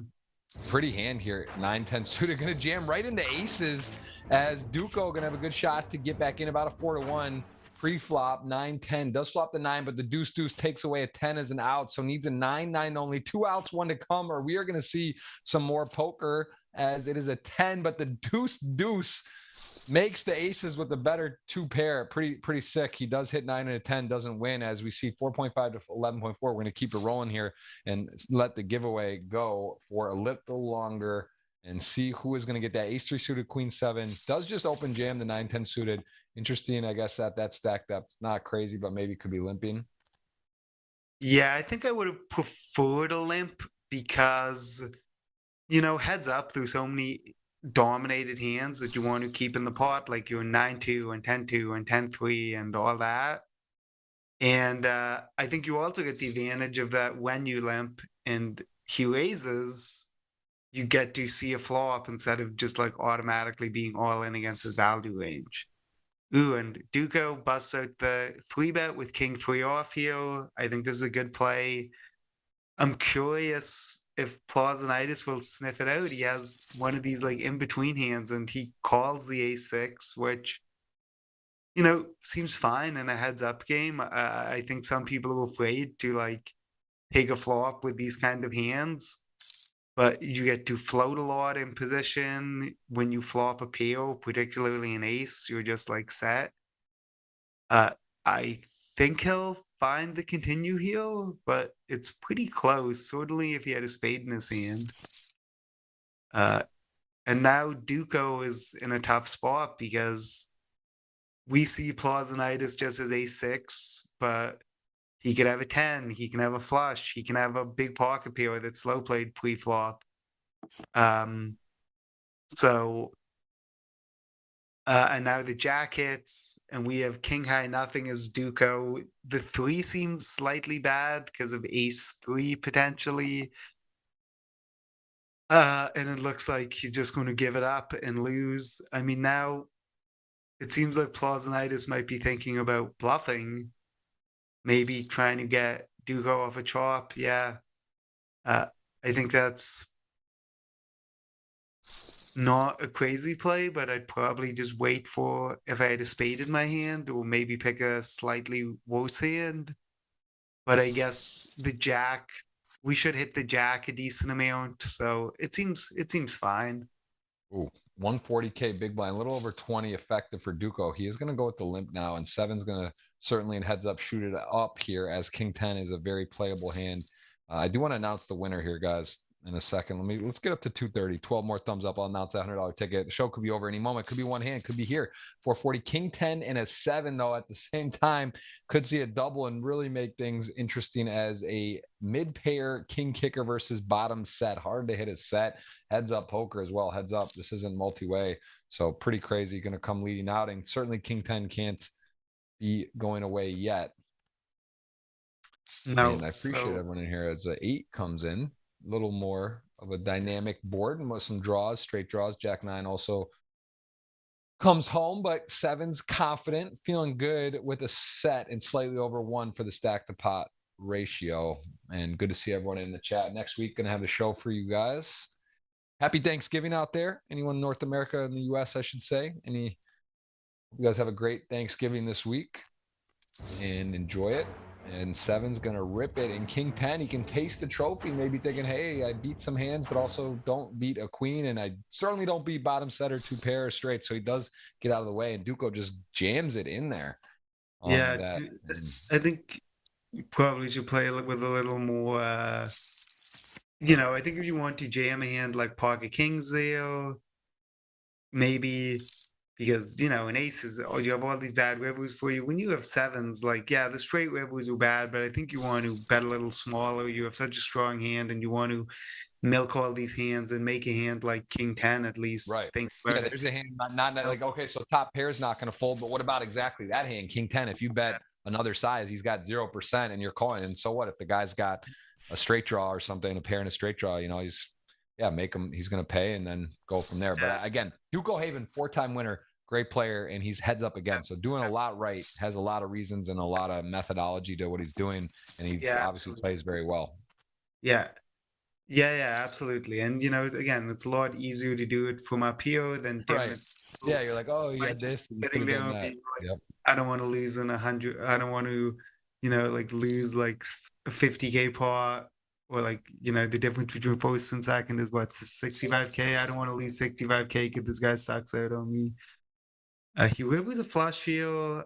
I think he will probably value bet this.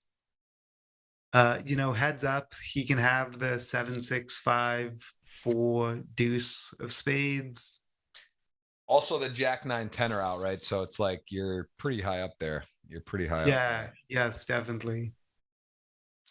So we get a King 7 raise, Jack 8 call.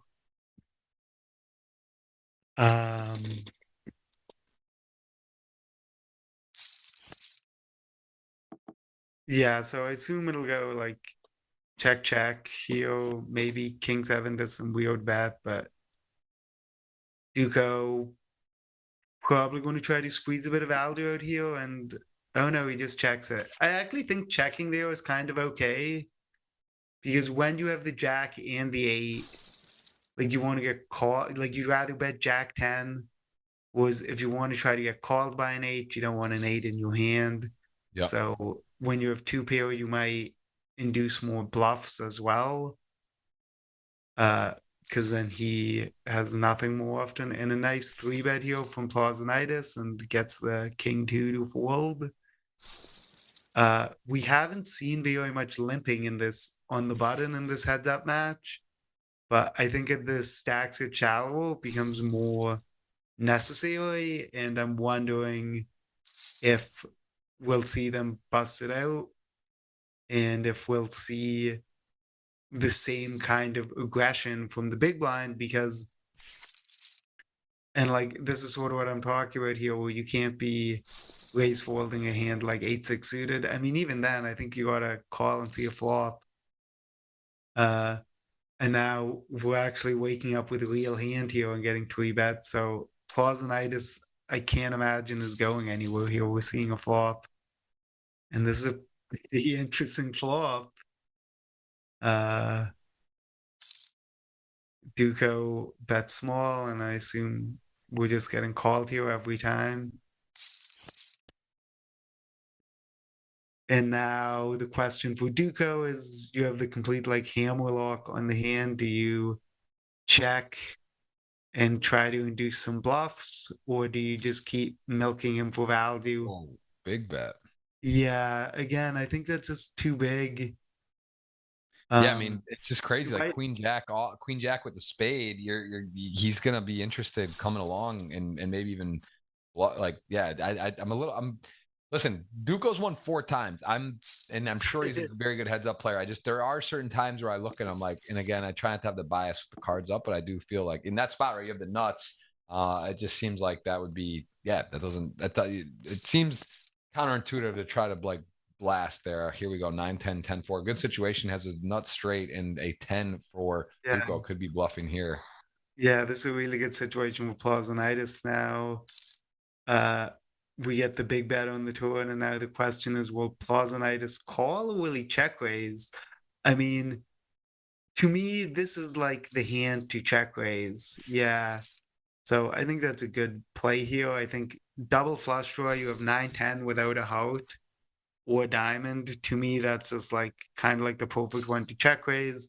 You force him to call with a jack, and with a lot of his draws.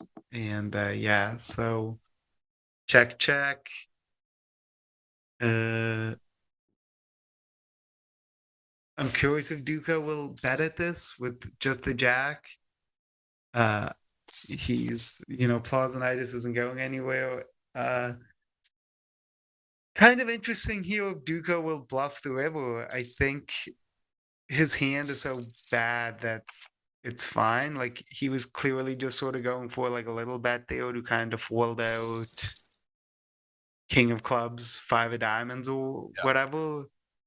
But maybe if he bluffed a little bigger, I think you kind of just make it a little too easy for him to call. What's your determining factor in this min raise button or limp sort of strategy or 2.2? What are sort of the stack depth that you look at making adjustments with that? So I think as we're deeper, as we're like 75, 100 blinds, we're mostly just raising everything. As we get shallower, it turns into a spot where like he can just shove a lot. I'm also surprised to see Plausinitis here, like, play the turn so passively here with 8-9. The river I kind of get, and then Duco's value betting ace-8 high and is going to get check raised. This is a strange hand. So wow, big check raise, and now what do we do? Folds. I was just going to say, so if we try to look here, like, basically at the 30 big blindish stack, we want to have hands that can limp call a raise and can't call a shove. So if we have like 10-9 suited or queen jack off or something, and we limp and we get shoved on for 30 blinds, that's just like not a good outcome for us. Yeah. And then some of really bad hands, that like that want to VPip the button but can't. And then like some of our like traps, sort of depending on what we want to do with them, because like a hand like aces, we mostly want to raise so we can induce the 3-bets and whatever at like 30 deep. But then some of our other hands, like maybe something 8, like ace jack off or like pocket 3s or something, we just rather have the option to limp shove them. So that's sort of it. Like you're like traps you want to. So and like here's sort of a perfect example of what we're talking about when Plazonitis correctly finds the limp with 8-9 suited, and now instead of having to put in like 8 big blinds pre-flop against aces, he only needs to put in like 3.5. He Yeah, ace misses king the suited. But yeah, exactly. yeah, Yeah, and he yeah. missed the flop, and now he can get away with it. Well, interesting. Uh, interesting check from Duco. I get it, but I actually think the low code boards should probably help Duco a little more than they help Plazonitis because he'll fold a lot of his like limps with the low codes. Where Duco should pull a lot of his bluffs from like like Jack 6 off and 10-6 off and 10-5 and stuff like that. But yeah, checking a hand like that to be tricky seems fine. It's a little dicey to just let him hit POs in position if you don't think he's going to stab at the boards enough. But Yep. We're back to 2-1 lead. And again, last chance before the $100 giveaway to hit thumbs up, subscribe. Going to announce the winner here. Appreciate everyone here. Over 1,000 on. We've had 1,500 on today, and we will have another big show next week. And we're going to see a repeat 5-time champion in Duco or a new champion in Plazonitis. And he has got the lead currently. His to win, as we see 81-60. Blinds are now up. Ace, king, deuce, four. One of the best hands, one of the worst. And 40 seconds on the clock for Duco. Duco is in a little bit. I mean, it's still 160K, plenty of chips, right? For plenty of chips, 30 some bigs, a little over that to play with. Heads up, it's enough. If you could reset, if you played heads up, what do you think is like the ideal stack size heads up to battle? Like where it's enough you can play. It's not too, it's not too long, like 100 bigs deep, but it's fun and you get to kind of do some things. What's like the ideal stack depth for heads up, you think? well, right now it looks like we might see an all in. Yeah, this could be a double for Duco. I mean, this is ace nine, it's pretty good hand. Heads up, covering. Probably. Oh wow, this is a very fortunate spot for Duco. If he can hold 9 million, will be the chip leader. Just like that, ace king to ace nine, king on the flop, no waiting. A sweat available, not the case. 100% lock it up. And now Duco, your 4-time champ, is your chip leader, and he came in as chip leader, if I'm not mistaken. Yeah, that's right. Duco first, and PP was in 5th. So he's done well for himself today. Had 12% of the chips in play, where 19 for Duco. Again, a little more even today. Was a little more distributed, not too crazy between chip leader and shorter stacks, but now it is a Duco back to the chip lead. Kind of crazy how that works out. He didn't chip lead for the majority of today, but finds it at the end there. Ace nine, anything can do differently there? Just a little bit of a cold one. I think he could limp shove or limp call potentially. I think once he get 3-bet, he has to at least call. So I think it's somewhat close between call and shove. But we'd seen these guys get pretty. We'd seen Duco get in there with like the king 2 off and stuff like that. And I also think generally like the metagame in this heads up match is that there probably isn't enough limping going on, which really makes 3-betting like a really attractive strategy. Yep. So, and like even here, like, 40 big blinds, ace 10 off, especially if there's a button who's not limping enough, is like a very clear, like, okay, like shove with 3-bet call. I just think it is at the stack depth. We're not that deep. And if these guys, like, I just think the metagame right now in the match is such that 3-betting out of the big blind as a bluff with the button open is probably going to go very well for both players. So because of that, I think it's kind of hard to fault Plazonitis for sticking in with the ace nine. because I really think the way these guys are playing, it's a little surprising to not see a raise there. I guess once he overbets the river, he sort of announces he doesn't have a 5. I mean, it would be somewhat tempting to shove even to try to, and here we go, we get a limp and a raise. It would be somewhat tempting to shove the king 10 and wonder if you could ever get him off a chop. So now we have the king 8 raise, and 10s is going to 3-bet, and given how they're playing, king 8's going to fold. But, you know, we see this happening both when they have it and when they don't have it, that there's a lot of raise, 3-bet, fold, and it's because they're not limping enough on the button, so they just don't have enough hands in the min-raising range to, like, protect themselves. And there were 5s, like, I would have, again, I don't want to turn this into, like, my strategy session. These guys are doing great and made to the table, but I would definitely have just stuck in the 5s for 40 big blinds pre. Like, people don't like making these big shoves, but I think it's clearly going to be the best play here. I think we just generate a ton of folds, and you know, it's not a play in ring games. People are definitely accustomed to like 3-bet shoving 30, 40 blinds with like heroes and ace king and stuff, and it's the same sort of idea heads up, except it just your heads up, so your threshold, you know, instead of needing ace king or like pocket 9s, you just need pocket 4s or ace 9 or ace 8. Yeah.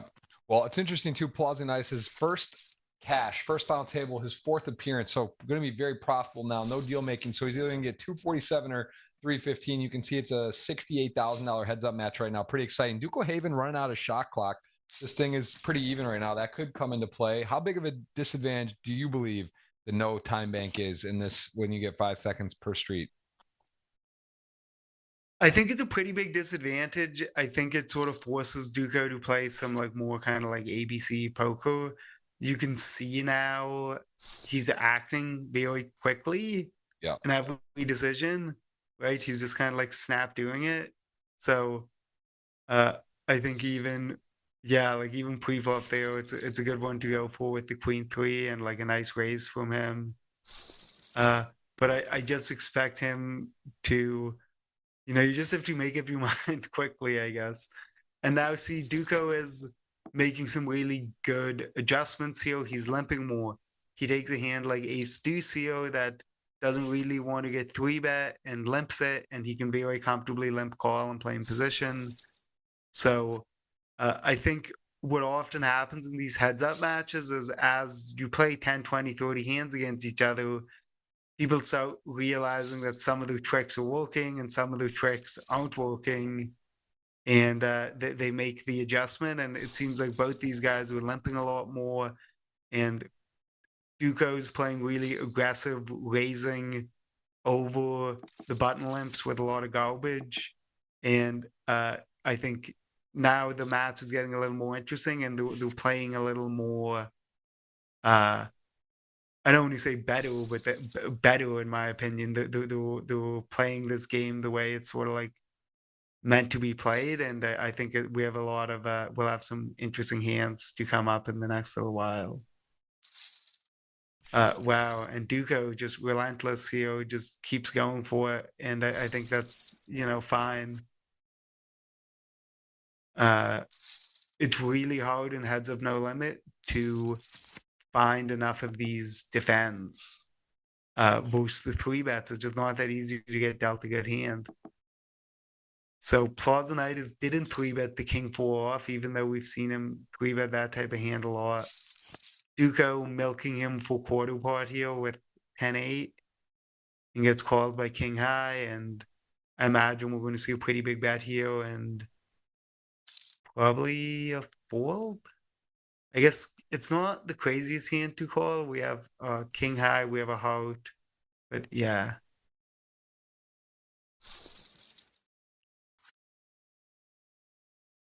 Yeah, I mean, these guys, again, I think there have been some adjustments, both playing well. Duco now in the lead, and I think probably based off, well, really not probably. He has played a lot more of these 16 final tables, 4 wins, and you see PP first final table only 4 times even entering the tournament. So experience, you got to give the nod to Duco.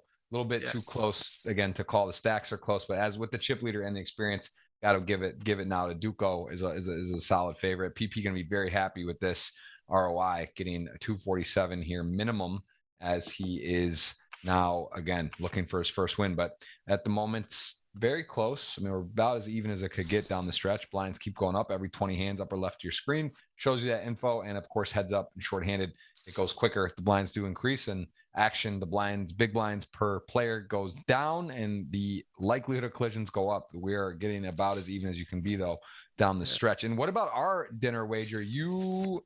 I have Duco. Wow. You do, right? I get, and then I have PP. I don't think anyone has PP. Oh no! So is it because I had Bryn, I had Oshri, I believe, and Ben. Is that right? And at one point they were doing very well, I think, and then it's turned. So I think you're on a free roll dinner, I believe. I didn't take. And that PP just pulls a big bluff there. 3 bets the 10-6 off. Duco trapping him with ace-10 suited pre, which I think is the right play. I think it's a little too good to just shove. You want to keep him in position, but then king 7-3, check. We turn the gut shot with 10-6, and PP takes advantage and wins. And now I expect Duco to value bet the river here, and I think PP will call with king high. I think that value bet's a little small, to be honest. We checked to the river on 7-10, and now he puts in this big raise. This, we'll see if Duco can find it. Yeah, that raise doesn't make a whole lot of sense to me. He checks back a flush on the turn, or he checks back a flop 10 on the flop and on the turn, and then find the big river raise. That bluff seems kind of, I didn't really believe what he was selling, and neither did Duco. Duco getting check raised here with the trips and folds. I think we have queen 2, king 3, check.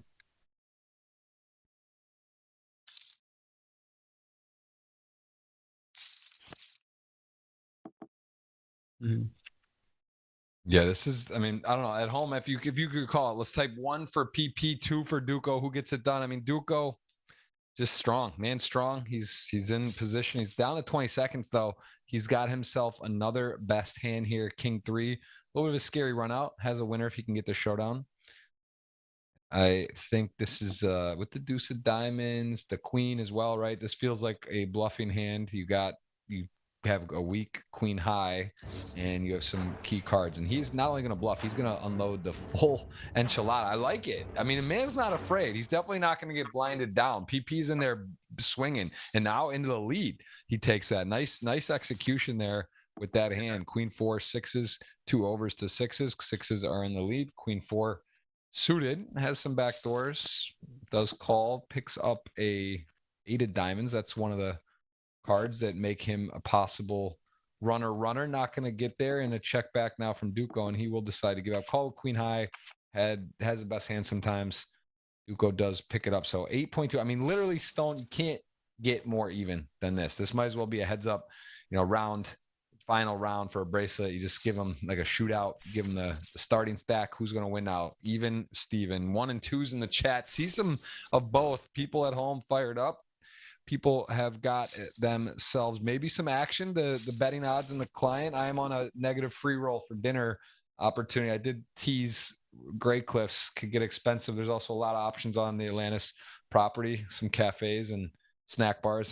There's nice restaurants too. So we'll see what happens. But Luke is on a free roll right now for that, as PP gonna hit a key card. That is quite a card. Jack high flush to top and bottom. The missionary Duco just checks it back. How do you win so many titles? You pot control, you bob, duck, dive, and weave, and he is gonna likely just lose a medium pot, not a huge one. I don't think, especially with the ace now, you lose to pretty much everything. You may just get away for a fold. I mean, at this point, and with that sizing, where's that? It's double 2x pot. Well, I mean, what PP does here with the 2x pot is, you know, you have a pure bluff catcher. He's not betting, you know, he's not betting 2x pot. Wow, he gets it. So Duco pot controls. Actually, if he had bet, he might have lost less, right? It might have gone bet, call, and then check. So interesting. He does sort of spidey sense get out of the way. At the same token, he ends up getting in himself a huge river payoff. So well played by PP. And honestly, Duco, you know, did fairly well. You could have considered folding there. No, Jack Queen, better two pairs. I definitely think so. Heads up, though. It's heads up. Making two pair such a huge hand. I don't know, though. That river was one of the worst. And the flush there. Wow, and he just folds the king 7 suited there to the 5x. That's quite a fold. I think Duco can definitely consider folding the king 7 on the river. You know, he's going to have a lot of hands. It's possible a hand like king queen with a heart or king jack with a heart is a better hand to call than king 7, you know? So even though we're high in our like absolute value with king 7, our hand doesn't actually have that many. Whoa, did he fold? He had 5-6 there, right? Yes, I'm double checking that. This one's king 9 suited, ace king, 5-6 off. Yeah. Okay, I thought from India pocket 5s there, and I like lost my mind. No, 5-6 off. Ace king, king 9 suited. This is also a big hand here. Gonna call, not gonna get the king high. That would have certainly sent us to a very likely next show, but we are down to it, and a very short stack Duco Haven all of a sudden with a inferior hand here. And he's speeding. He is betting in there with no backdoor flush draw. He's got a strictly king 9 high, ace king, certainly not folding. 5 does pick up a possible straight draw. And let's see if he'll continue his story with the 2.4 in the middle, 3.1 SPR, very close to 1. And he is going to keep betting an ace king with the spade, not going to be folding currently, as this is interesting. And this is going to be hard for Duco to win this hand. And now it is a check mark. Doesn't have the nuts. There are full houses, but heads up, nut flush, got to feel good. And let's see here if Duco is going to know. He's just going to go for it and just hope to.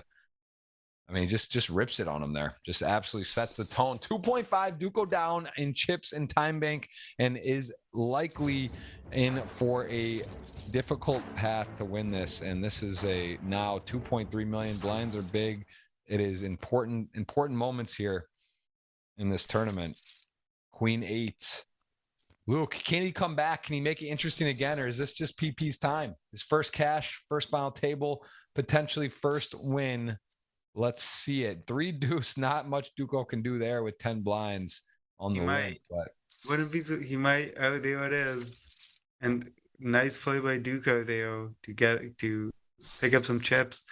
You know, all Duco needs to do is win 2 all-ins, and he's in a pretty like dominant position. So I still think this is like up for grabs. You know, I've played enough poker to lose some heads-up matches. So now we have Plazinitis stabbing with the 8-4. Duco quickly called with 7-8, and we just have a give up. And yeah, I was going to say, I expect Duco to value bet here with the 7. I don't know what Plazinitis is. Yeah, maybe he was going to go all in or something wild. He was thinking about it. Look at on the fan on the right. You can see their all-time. That's GGMillion earnings. Duco at 3.9 million, now over 4 million in earnings. $0. Again, first cash. First final table. He's played 4 times. So Plazinitis on the scoreboard here. He's going to get either 315 or 247. And Duco going to cross that 4 million mark. And look at their stats. Anything surprise you there on there? That is for Sunday's tournament only. That's not. We got an all in here. Whoa, Queen deuce suited. We are going to see it out. This is a fair fight. 54% Jack 7 suited in the lead. Turn clean, 72%. Needs a spade or a queen, or it is going to be a double. Let's see some more. Duco still continues on. But that's pretty nice. Never have a cash, and now your heads up with a chip lead, 2-1 lead, looking for the title. And as I've said, Patrick Leonard's talked about this in the past, way back, and I've thought about this. There should be trophies. If anything, GGMillion's trophies. I think that is we need to have that. That needs to be. That's a very prestigious event to win. Usually over 300,000. The best, the Champions League of Poker, in my mind, nothing close to it. And I think we should add that in the future. I've made that suggestion. We're gonna see. I think there should be, and we're gonna have some seasons coming up. We got a lot to talk about for GGMillions, and we have got ourselves a interesting battle there. Jack 5 suited. Motown takes the lead. Queen Jack 3 is gonna come out betting into a brick wall here. Certainly not folding now. Gonna just check raise. Yeah, Duco calls. I think it might seem a little ambitious, but I think he has some showdown. He can bluff, and having those like 2 nutted outs is so valuable. I was going to say with all the, I think he'll just check it down. With all the trophy talk, I don't have it in this room, but I do have my big GGMillions live trophy. There you go. It's not on the bookcase behind me. It's in the other room. But it's a beautiful trophy, and very fortunate I get to see it every day. That's awesome. And you mentioned they did the seat selection there. Which one was that, in London or Monaco or somewhere? London, yeah, it was in London. So it was, it was just the GGMillions Live 25K. So we get a big raise and a fold here. And again, Duco still hanging on here. We're a double up away from being right back in the mix. The blinds are getting up too, so now we're at this point where like any ace, any pair, any 2 face cards, get ready to go all in. Duco, I like how he's playing these small pairs by limping them and crapping them, because now bingo bango, he gets to shove. Great outcome. And when we limp and flop a set, we often have this hand now with can get in a lot of money with a lot to play, and often we just get it in against like top pair drawing dead and that kind of thing. So interesting check back by Plazonitis on the flop with a gut shot to the nuts, because Duco never really has an ace pre-flop. So it goes check call, check. If Plazonitis bluffs here, I can't imagine this one will go through. Queen 7 got a heart. Feels like this is just going to be check call formation for Duco. Gonna maybe tighten the gap more as we're going to get back. He's crawling back into close to even after it was runaway for PP, and that feels good. No double, but up to 7.2 is down to 2 million. Ish. Blinds are at 125, 250. So he's back into playable territory. We're going to keep rolling. We're going to keep it going. We are over 3 hours, 15 minutes in, and right on that marker. And Luke has been, you know about the booth magic, right? You know how it is. You know that you're coming in the Bahamas, you're coming in, you're going to battle with some of these guys in there, and you're getting this kind of getting immersed, forced in a way study session, right? You get to kind of get acclimated again to what's going on. Do you find this is one of the better ways to review stuff, or what are some ways you do other than to work on your game? How do you kind of prepare? I mean, this one is definitely a bit of a wild hand here. So we got the check raise with the 8 deuce. We got the call. We got the block. I mean, it's sort of a weird block by Duco instead of just taking the showdown. And if Plazonitis can find some hard, he's going to win this hand now. So you got to be really careful betting these hands in position that can't withstand the heat of a check raise. Like, you're better off just going to showdown and trying to just see a river. No time on the clock. The drama, the money. We got a 68K heads up match, as mentioned, and again going for a 5 or a first time winner. PP leading still. 4-6, Queen 6. 4-6 does have a gut shot. Deuce pairs the board. Queen 6 in the lead. King 3-2. 2 hearts, and so there is gonna come betting. Yeah, and this now on the heart river sort of feels like Duco is going to turn his hand into a bluff and get PP to fold. Yeah, okay. So bluffing with the best hand, but hey, we prevent ourselves from getting bluffed as well, so that's worth a decent amount.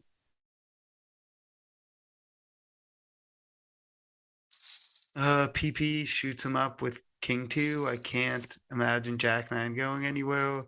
And now this is a pretty interesting spot. Duco never really has an ace, or like pretty infrequently has an ace. So I was going to say he probably has to get ready to call down with just the 9. Now he hits 2-pair, and Plazinitis is has like an okay one to keep betting as far as I'm concerned. But he chose to give up, and you know, it's ends up being the right decision here. Yeah, 0 cash in the 10. It is pretty crazy to find yourself heads up against a 4-time winner and your first ever cash. 0 results. That is again GGMillions, not on GG. Pete Plazinitis does have, I think he's got 1.5 million in earnings on GG, 12 million plus for Duco. So again, experience coming into play here.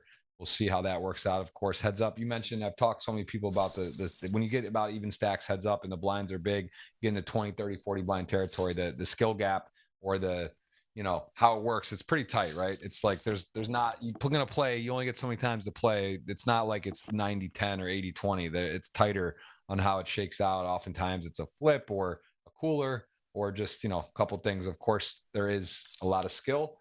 But in short stacked heads up play, a lot of things can happen very quickly. Distribution matters, and it's a wild game. But Duco, no time bank, as we mentioned, and out chipped at the moment with 9-6.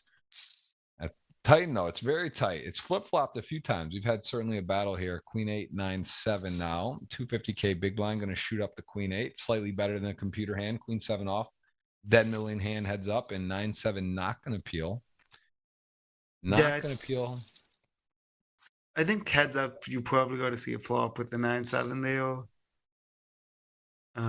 But I like the Queen 8 raise. I think that some of these hands where, you know, when we have 2 cards in our hand that are like big cards, our opponent's more likely to have a 2 or 3 or 4 or whatever in their hand, and those are the hands we're getting to fold a lot pre-flop.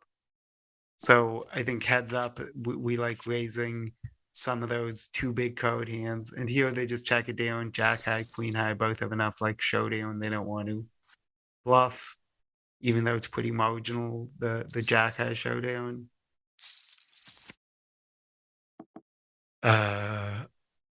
And raise call, and doesn't look like there's much Duco can do here.